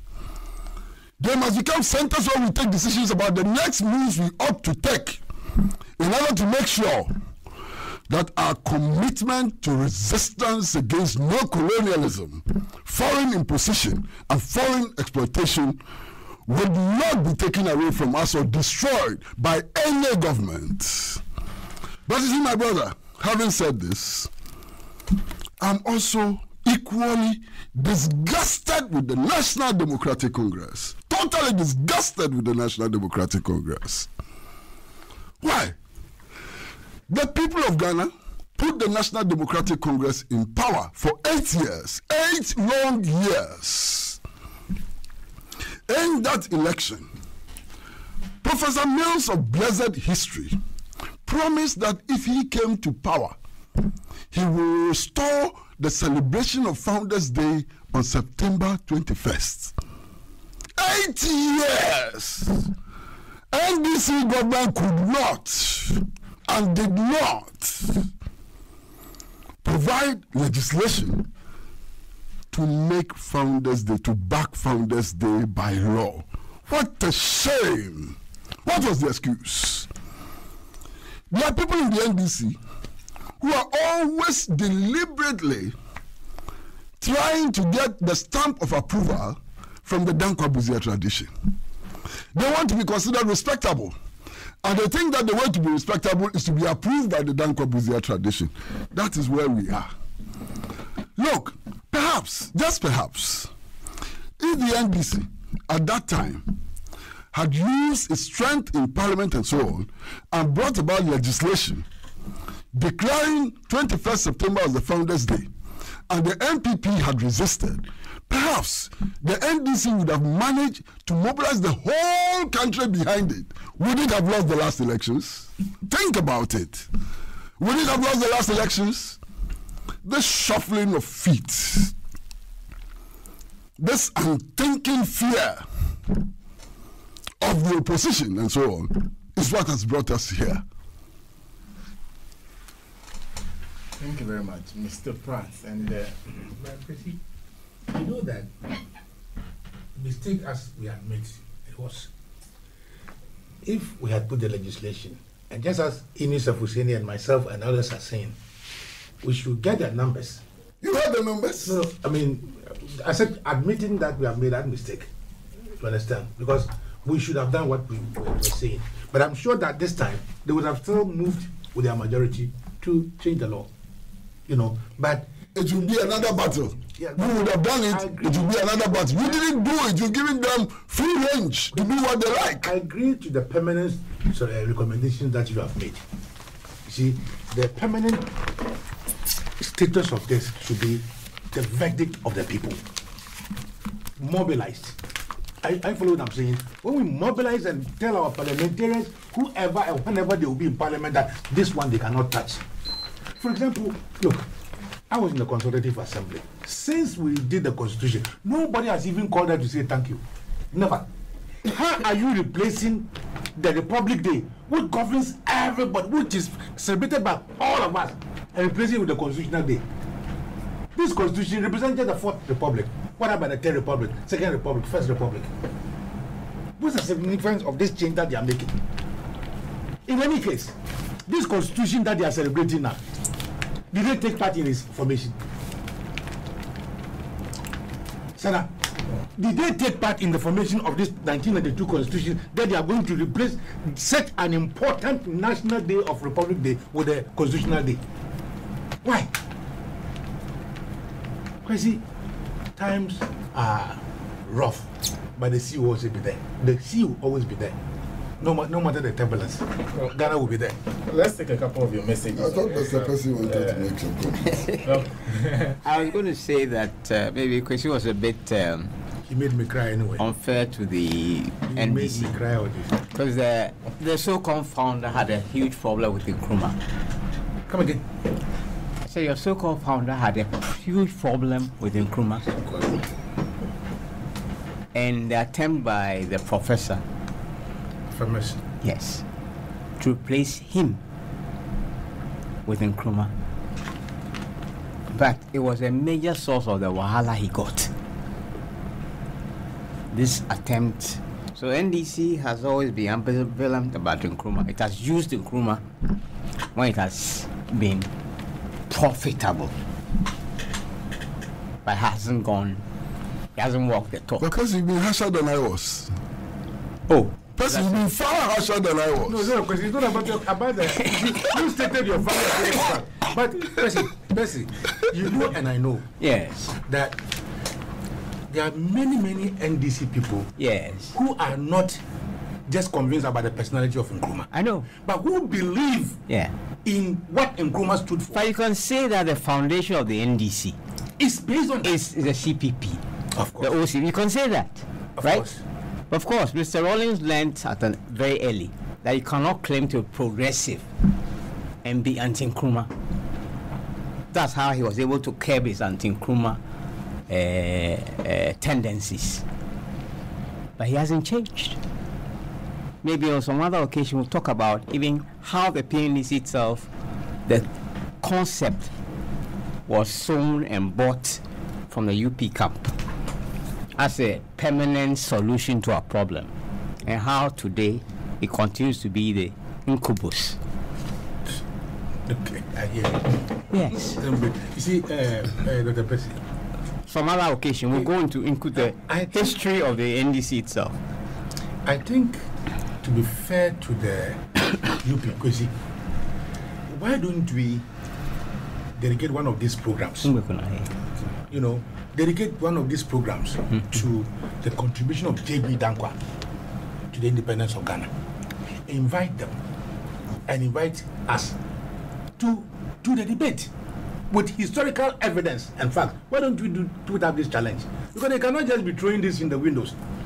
There are some people who in the NPP claim allegiance and footage from Bafo-West NLM, isn't it? Where is Bafo-West in this matter? The Bantama linguist. Where is he? Osiakoto. Where is he in this equation? Bafo Osiakoto. Where is he in this equation? This is typically a Chibi agenda. It's a Chibi agenda. And so they should not make it as if it's an agenda for the whole of the MPP. It is false. It is not an agenda for the whole MPP. It's just the Kibi agenda.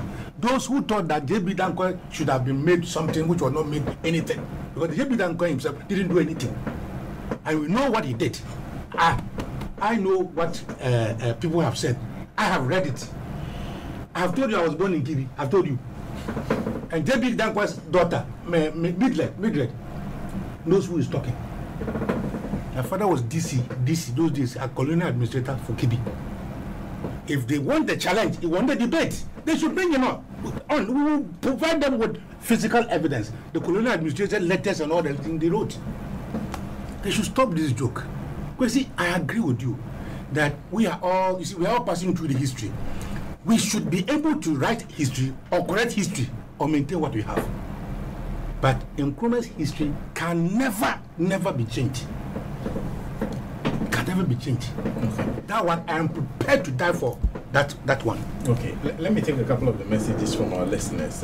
Williams in Koforidua says, the scenes of the bootlickers of CIA never amazes me. Do you see how they dress with their chains do you see how they dress?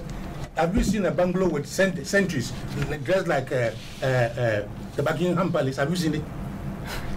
Go to East Lagos. You see somebody's edifice with sentries like colonial guards. Is that what you want us to go back to? Well, the more the NPP tries to dismatch and suppress the legacy of Dr. Kwame Nkrumah, the more we love him. My disdain for that Akufo-Bawumia-led government started the very moment they decided to pawn the sovereignty of Ghana to the United States of America through the military-based agreements.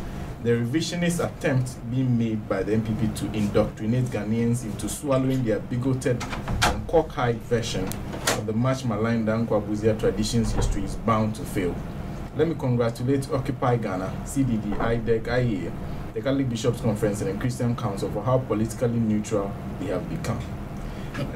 Let's move on. And Obed at Shaiman Jericho says, good morning, Senator. President Akufo-Addo holidays are good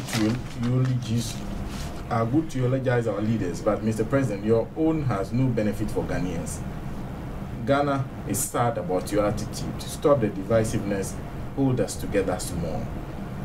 Chris from Ashalbochu says, common sense is common, but not common to this government.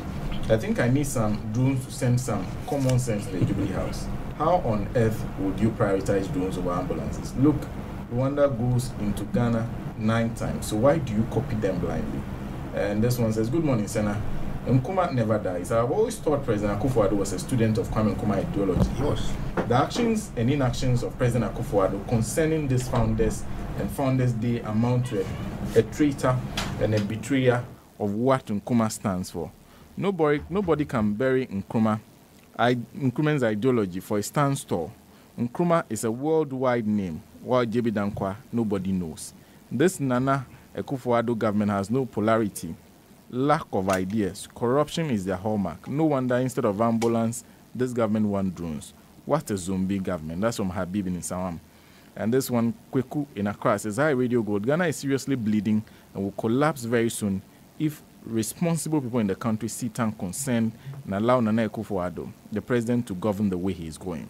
Every Ghanaian, especially the professionals in education and health, must advise Nana Akufo-Addo to do things that will bring peace and improve the lives of Ghanaians. He must always consult, especially on things he has no knowledge on the end results of doing it wrongly. Prekese Kwame Aristocrat, Kasol Barrier says, Senna, according to, well, he's talking about, and Eric Okunu at La Paz says, time changes, nothing is showing that we are in Christmas season. Hey, Amagana, everything is dry.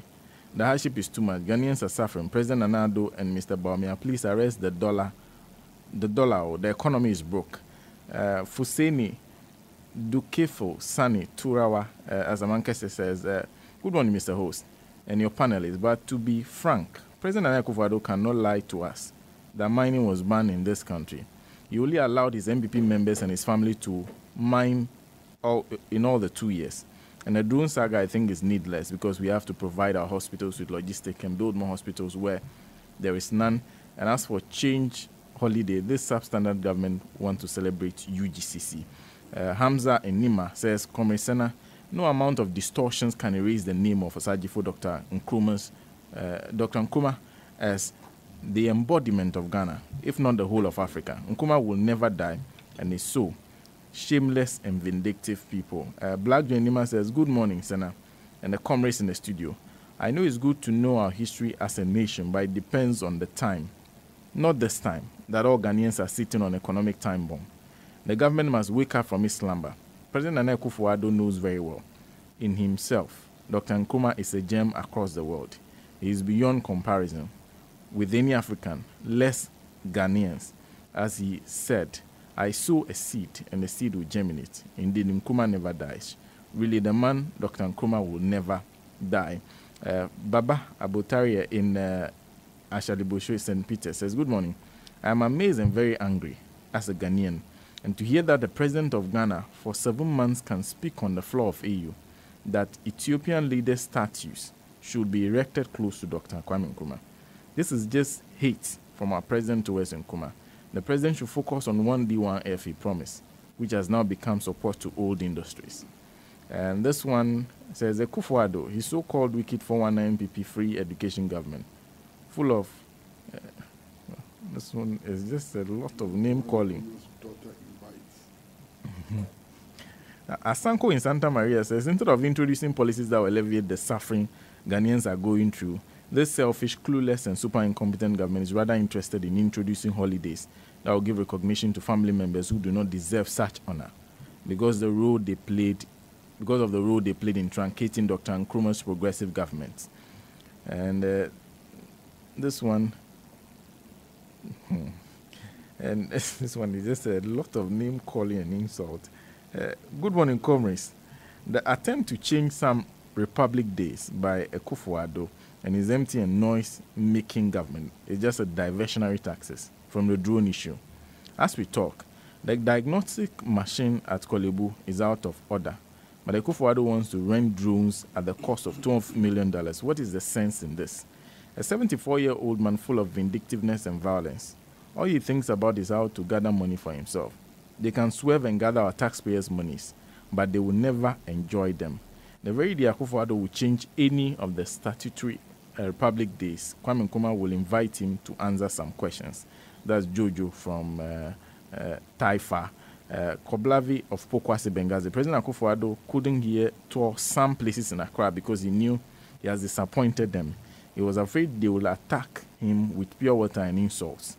And good morning, Mr. Hose. I'm Ebenezer from Kwabenya World Junction. Mr. President, you can go ahead and change everything about Dr. Kwame Nkrumah. But assuring you, although he is dead, he still lives on. We, the true Ghanaians, know how important Dr. Nkrumah is to us, and won't sit down to allow Dankwa Buzia to rewrite our history for us. We'll resist every attempt by this clueless and super incompetent President Addo and his government. Ghanaians are complaining of hardship instead of them thinking about making living possible for us. They are rather changing holidays of Dr. Nkrumah's legacies. Will it bring food on our table? Posterity will judge this current clueless administration. And Albert Kweku Brampa inside Ashaliboshe starts with Proverbs 25:5. Remove the wicked from the king's presence, and his throne will be established in righteous. Until Nana Akufo-Addo, King Pharaoh, and MPP Pharisees is removed from the presence of Ghanaian's throne will never be established. Long live Osachivo Kwame Nkrumah. And this one says, I salute you, Mr. Host, and your team. Very, very, verily, it is only God, one God, Mawu Osogbolisa, who crested everyone. But the understanding of mankind differ from man to man. When an issue is tabled for discussion, one can decide to understand or pretend not to understand. Ghana now is divided into 3 groups, where 1 and 2 are playing, and the 3rd group is watching them play. All this government wants to do is to make history, but forgetting that history could be meaningful or meaningless. How could the MPP government force itself to change Sila to non-Sila? Please stop disgracing yourself, because that alone makes history. People like this, and they call themselves Christians. My regards to Uncle Kwesi Pratt, and that's from Philip Adika, A.K. Odaseni in Italy. Davi Mansa says, thanks for the great discussions. I'm just wondering if the UN, AU, and other great global governance institutions are observing happenings in Ghana, aimed at balkanizing our dear country, and will not wait until something untoward happens before they start intervention activities. Charles Nyamins Samankese says, for now, what the government thinks is good for the country is which days to be removed or added as holidays in honoring of the ancestors, as if that's going to reduce the prices and charges of goods and services, which is on record high under their watch. Clearly, there's lack of focus and misplaced priorities that's killing this country. Regards to Henry Boachi Yadom Okoyo of Kwitia constituency, and that is just part of the comments that we are receiving. In fact, there are tons of them that if I wanted to read, we take the rest of our time. But let me read this one from Stephen Kobnato. He says that, good morning, Senator. The target definitely is on Kwame Nkrumah. Kwame Nkrumah was leader and led Ghana to attain its full republic status. So that 1st July must be wiped off like they did with his books. Kwame Nkrumah led Ghana and Africa to form the Organization of African Unity, now African Union, which became adopted by Africa for the 25th day of May to be declared AU Day. So it must be wiped off the records, because that makes Kwame Nkrumah popular. But what they fail to realize is that Kwame Nkrumah's status goes far into places many do not even have an idea about. On British academic platform run by the BBC, Kwame Nkrumah was recognized as leading the fight to independence. When Africans were given the chance to select the African personality over the past 1,000 years, 28 clear years after Kwame Nkrumah's death, he emerged winner, coming up against Nelson Mandela, who was then alive. They can do all they want, but they cannot edit our memories and our knowledge. Have a good morning. Let me take a few messages from our Facebook platforms too. And King Farouk says, I want to make history. Was one of Akufo-Addo's quote on his campaign to be president. We now know that the history he talked about is to out his uncle on the same pedestal as Nkrumah. I want to tell him that Nkrumah is a global icon and his popularity was not bought or forcefully acquired. He earned it by dint of hard work, not through terrorism. JB Dankwa popularity only ends at the Dankwa Circle in Osu. That's King Farouk. And a few more on the PAP MCGH platform. A lot of messages are being thrown in, especially after Mr. Pratt. in fact, we have a lot to go on. And this one says, "Good morning, Senator. I'm highly impressed with your panelists today. My view on the blatant disregard for our history by Nana and his family is they are trying to equal the unequal, the man of the millennium. It will never work." Agawa Julius Tahiru says, "The quest to push weird deals like," well, I think I've read that particular one. Baba Musa Shiambunjian, Shemon Akufo-Addo and his corrupt government. The day Akufo-Addo and his government will be honest to themselves and to Ghanaians, that will be the day Satan will repent. This is the most useless government in Ghana's history. Kudos to all your panelists. Mightman Joy says, "Hello, sir. So is this hypocrite president telling Ghanaians that all we were taught in school about our country's history are all lies?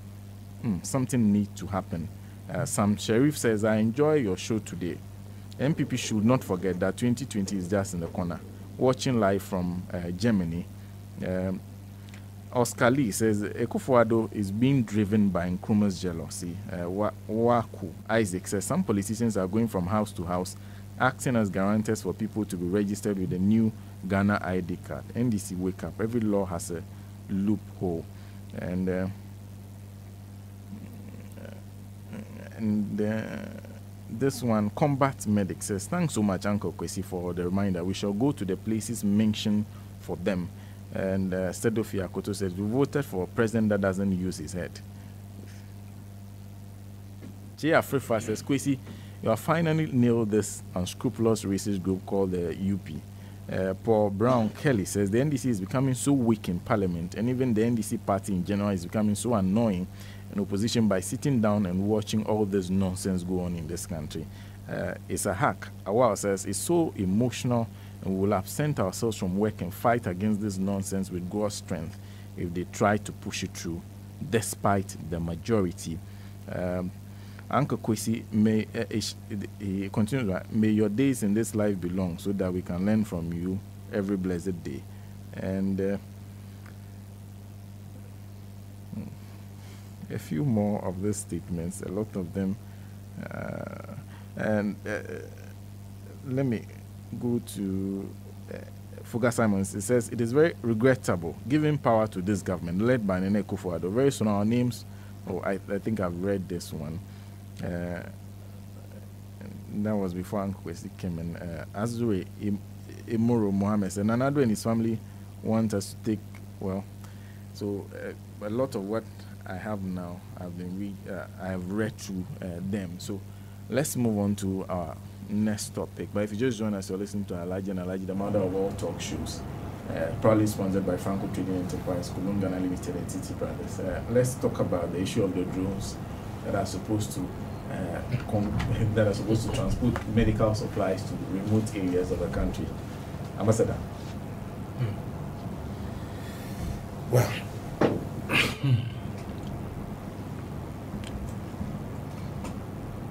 somebody sent me, Kwesi, somebody is looking for the direction to the Freedom Center.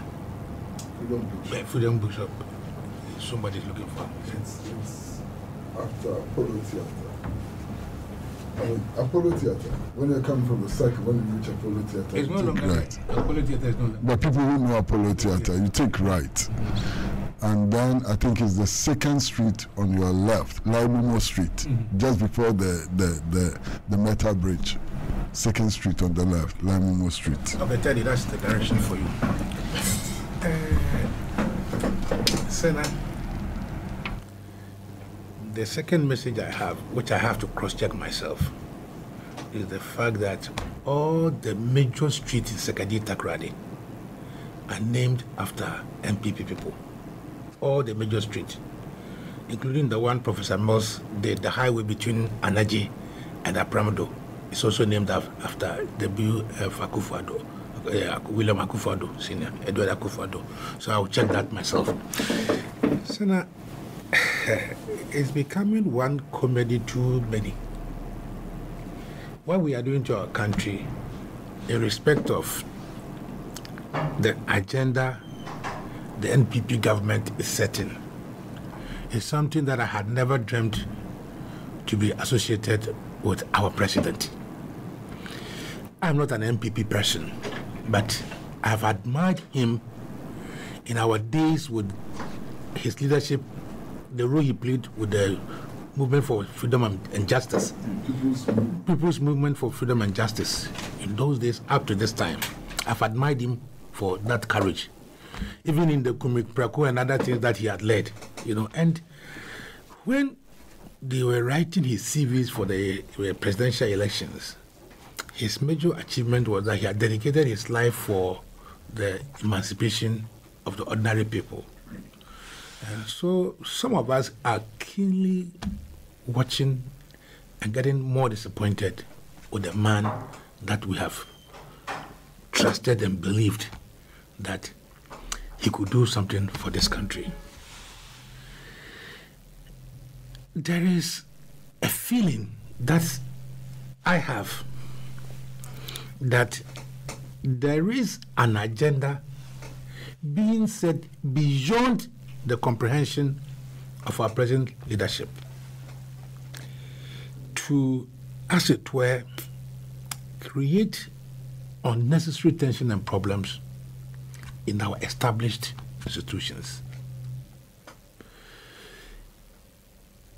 Somebody was discussing with me, Sam, why would you, for example, all of a sudden have such an assault on your educational system in which you have no clue as to what will be the final output in terms of the fact that currently the universities are choked in terms of classrooms and in terms of hostels and whatever. Now you are going to generate about 140,000 more, to that. So what will be the quality of education compared to the world standards? Then again, in another discussion yesterday, the same person called and said, Sam, I told you about the education, you didn't believe. Have you seen the assault also on your health system? On your health system. I said, oh, why are you saying that? I said, look, have you people evaluated what drones can do? What drones can do? I said, yes, I know. Drones distribute, items to people. And in fact, it was started by this Chinese company, whatever it is, that was selling American Amazon distributing books and other things. And in fact, when that person said this, I said, look, wait a minute. Could the drones also be fixed with intelligence that can pick information on this country? Are you feeling what I'm feeling? That these drones from America can have systems that can also, monitor and pick intelligence about this country. That's somebody's fear, and which I'm beginning to be afraid of myself. Just 3 days ago, we were there when we heard that Parliament has so ridiculously approved of a deal, a contract, for which somebody was to provide us with drones. And if you read the contract itself, the contract term has expired. The drones contract was supposed to have expired in October. Yet Parliament, without even amending the date, give this approval with retrospective effect. And this retrospective approval frowns on our Constitution. Do you know that? That nothing should be done, no law should be passed that has the effect of giving retrospective approval. So the first legal challenge to this drone matter is the fact that the agreement our Parliament passed had expired. Now, if you read carefully the terms of this agreement, you find out that we are going to rent the drones. We are going to rent the drones. We are not going to own them. And the period for the preparation of this agreement, i.e., when the first idea came and when the final implementation has taken place, is supposed to take place, no feasibility studies have been taken. No feasibility studies have been taken. When you are dealing with aeroplanes and anything that flies, we are dealing with airspace control. And I won't even drive away from what the medical association and the experts have said, because that one has become very obvious, that no consultation was done. Have they also contacted the Civil Aviation Authority? Because without their certification, no aircraft can fly in our airspace. In America, Rwanda, and others, special licenses have been given for the use of these drones. I'm yet to see such an agreement. From the terms of the agreement also, I read that it was going to cost about $12 million US dollars. And I have seen a letter circulating which claims that the procurement authority had itself questioned the financial validity of such transaction. Fourthly, I have heard several arguments by the NPP ever castigating the NDC for indulging in soul sourcing, as if soul sourcing was a cancer of the womb or the heart. And one of their major achievements is that they have saved about 500 million Ghana cedis for scrutinizing contracts which otherwise would have gone on soul sourcing. Forgetting that those agreements that they did not pass were the agreements that included the payment of 800,000 Ghana cedis for websites. Forgetting that those agreements that they did not pass through had been made by their certain ministers. So when soul sourcing has become such an Achilles heel in procurement, I had believed that the NPP would have shied away from that. So now, even this drone business, this drone contract, was a sole sourced contract. Because I'm here to see which other companies were contacted to even send feasibility studies, and technical competence reports, so that we could have the chance of deciding between this company that we are dealing with, and the other. There's no such alternative contract.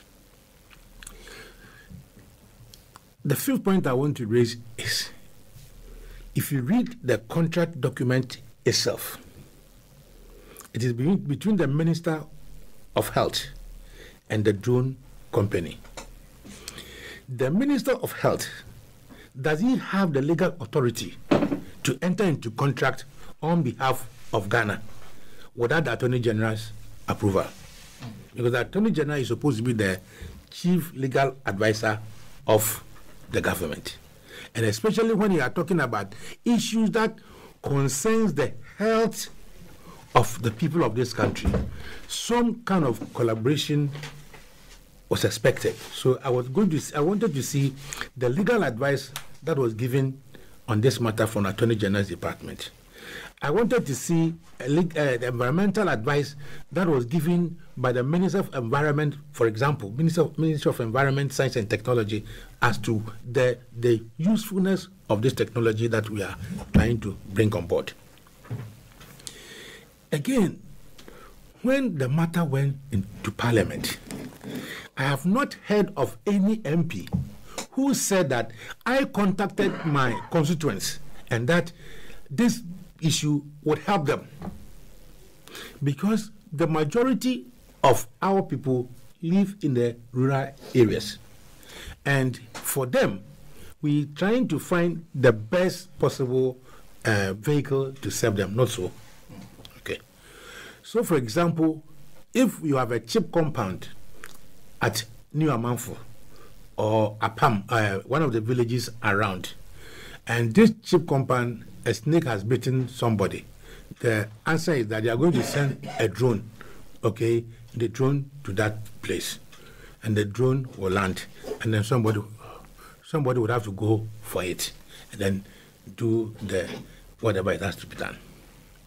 This is where my fear comes in. Somebody has been bitten by a snake. Very soon, his organs are going to be attacked. You understand? Some snakes, within 4 hours, you should go. Now, or you have been bitten by a dog, and therefore, you should need immediate medical attention. And often, they say that these vaccines are not around. But that problem is mismanagement problem. It's not a question of how to transport the medications or anything there. I have seen the Wa Regional Hospital issue in the graphic, saying that Wa Regional Hospital runs out of anti-snake venom. And I'm saying that the medical director should be dismissed immediately. The medical director who sat there, knowing that we are entering the Harmattan season, and the snakes will be coming from their hideouts, because this is the time they will see a lot of rodents and they will also feed, and there will be a lot of snake bites. This medical director has sat down for the vaccines to be depleted. That medical director, if he was just to support the government view, he has failed big time, and he should dismiss himself. Because if you're a regional medical director, you have the regional stores director under you. And if you are doing proper stock management, you look at the stock that runs very fast, isn't it? And therefore always have it. So every regional capital has the regional medical stores. And the regional medical stores feed the district medical stores. And from there, vaccines and other things are supposed to go to the smaller hospitals. So if the regional director of WA has sat down for somebody to die, or for the snake venom, anti-snake venom to finish, then he must be dismissed. Okay. Now, Sarah,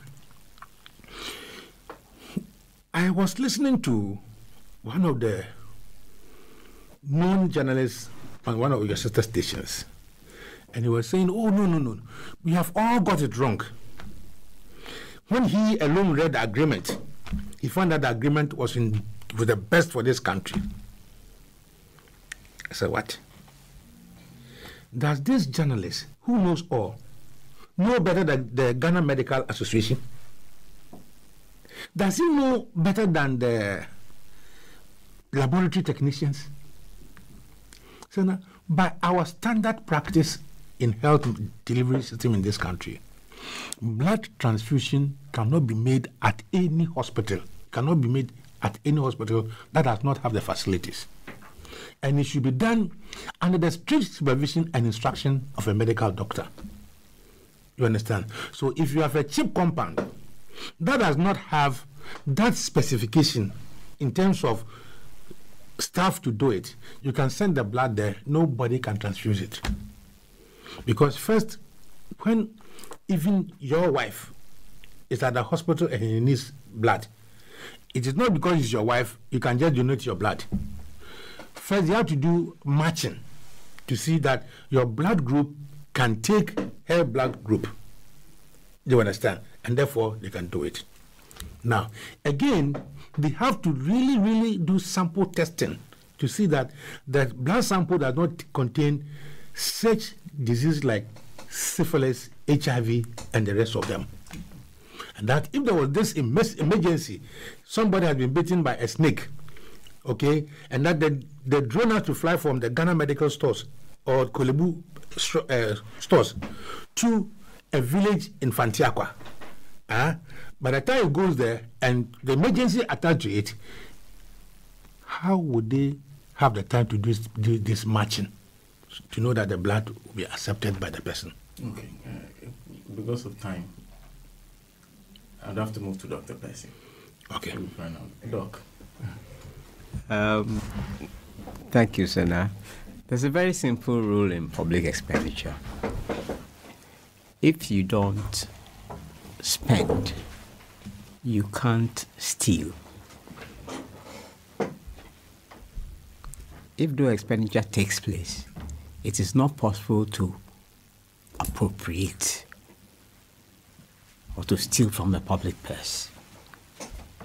It would appear to me that it's an open season has been declared to all and sundry in this regime. Those who are well positioned, whether it's in the office of the president, the office of the vice president, to go out and to discover contracts on which public money can be spent. And so the way these things work is becoming a pattern now, is that there's a private entity, okay, someone well connected, and then the package is put together. Those who will share the money, they are all in there. And then it is launched. Of course, thereafter comes all the busybodies who raise questions, whether it is the minority in parliament, or professional associations, or some no-see NGO types. It doesn't really matter. At that point, the issue is how to scatter the opposition. Okay? So you have party communicators they are called. Yeah, communicators. And what was the other term? Serial callers. They are whipped in tow. And you put in the right mix of senior journalists. And that's it. It doesn't matter which contract. You can name from Kelly, GVG to whatever. The principle is the same. Decide on which part, which contract, which sector of the economy. Decide on who the people, the beneficiaries are going to be. Party people, well connected, approved by the family. Looks like in this particular case, our vice president has also decided that he cannot be left out of the game. It is really that simple. Otherwise, everything else beggars belief that any serious government in this century will start a project like this without any background work. First of all, if you are talking about the health service and how it works, one would expect that periodically, quarterly, half-yearly, at least once a year, in every area of importance, there'll be a summing up of the work. Right? There'll be an indication of the main challenges and what needs to be done. So first of all, you would delineate the areas of challenges, the problems, and then what has to be done. We don't do any such thing here. So here, otherwise intelligent persons making the most stupid remarks and justifications. Oh, that this is about saving lives.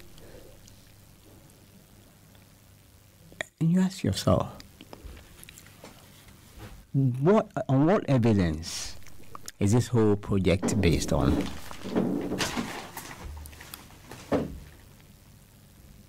Where has it been said that this is a primary problem that has to be addressed in this business of getting medications to people who are ill? What's the nature of the problem? How widespread is it? What's the current system for dealing with this problem? How come it is not adequate? And so forth and so on. But you know, the people of this country have shown that they are quite forgiving, that it is possible to govern with very little knowledge of what to do. All you need are declarations, some fanfare to launch a policy, even when no blueprints are there. There's no evidence. There's nothing telling you on what to do one step to the next. Because all of these things are book long. They are not necessary. All that is required is that you think it and you act it. And presto, you're there. If some nosy persons want to get in the way, you know what to do. You smear them, you blackmail them, you bribe them.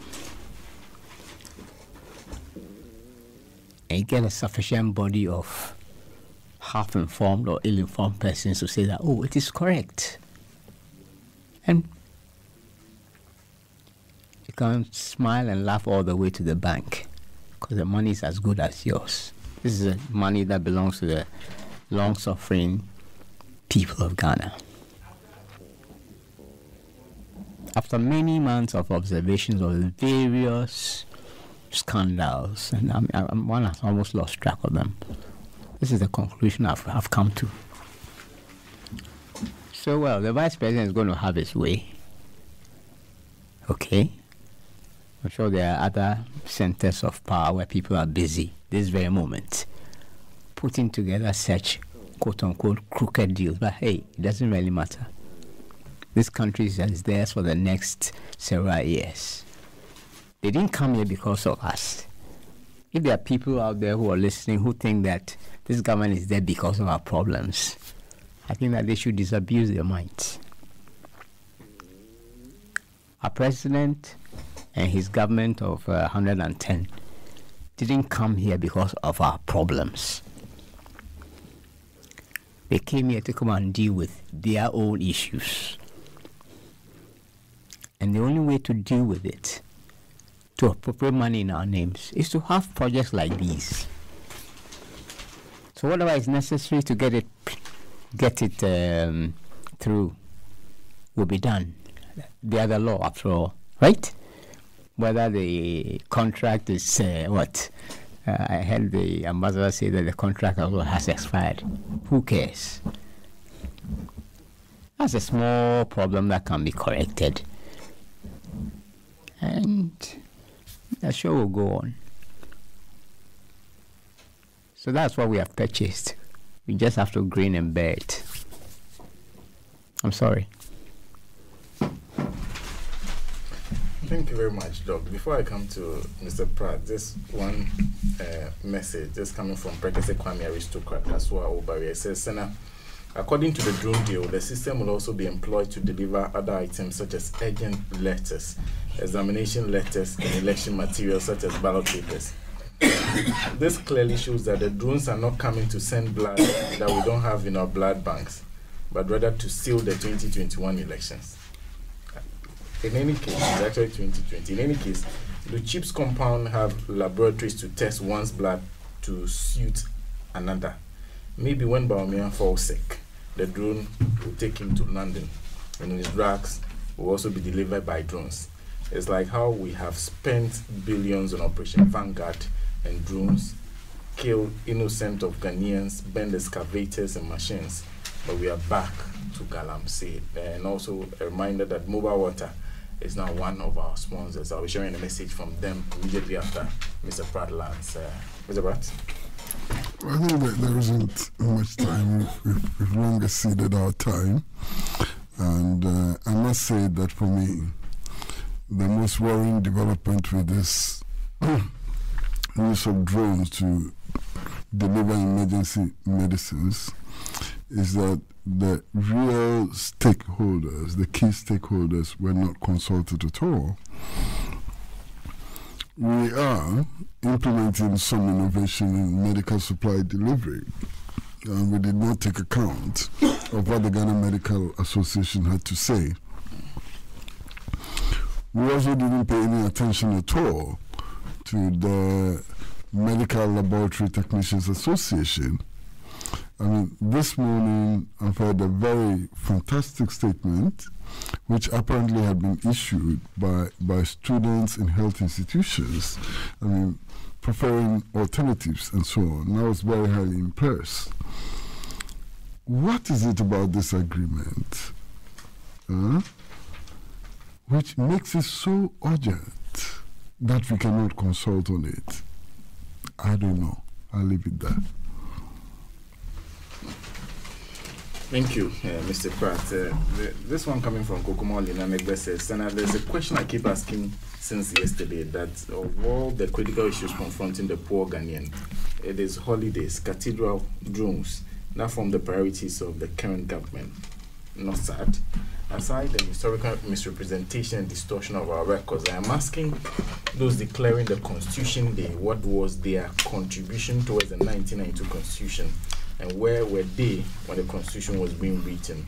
Osadifo or Jebi Dankwa, those who will need a referendum to easily settle it. For us. Kokomoli Nanegbe sent that one. Of course, Mwa Water is saying that from December 1 to December 31, enjoy free MTN credit anytime you buy mobile water. Buy 50 bucks and get 5 Ghana cedis MTN credit there and then. Whenever you buy 50 bags of your refreshing mobile water, the seller will transfer 5 Ghana cedis of MTN credit electronically to your phone on the spot. It's as simple as that. Free top-up for this Xmas period without sweat. 50 bucks to 5 Ghana cedis, Jinahoji credits. This promo applies to only MTN numbers. You can call them on 0244 650 939 for more information. And they are our new sponsors. We are also supported by Franco Trading Enterprise. What their message is that use their online platforms. You can use the Franco Trading app. You can go online to francotrading.com and also francophones.com. And if you use those platforms to buy any of their products, you get an amazing 30% on any of the products you buy from them. Kulun Ghana Limited is also one of our sponsors, and TT Brothers. A big thank you to them. A big thank you to our partner stations across the country who ensure that we get a wider reach. We're also live on RadioGold905.com. A big thank you to PAB MCGH. We apologize for our inability to read the streams of messages that are sent us through PAB MCGH and our Facebook and our WhatsApp platform.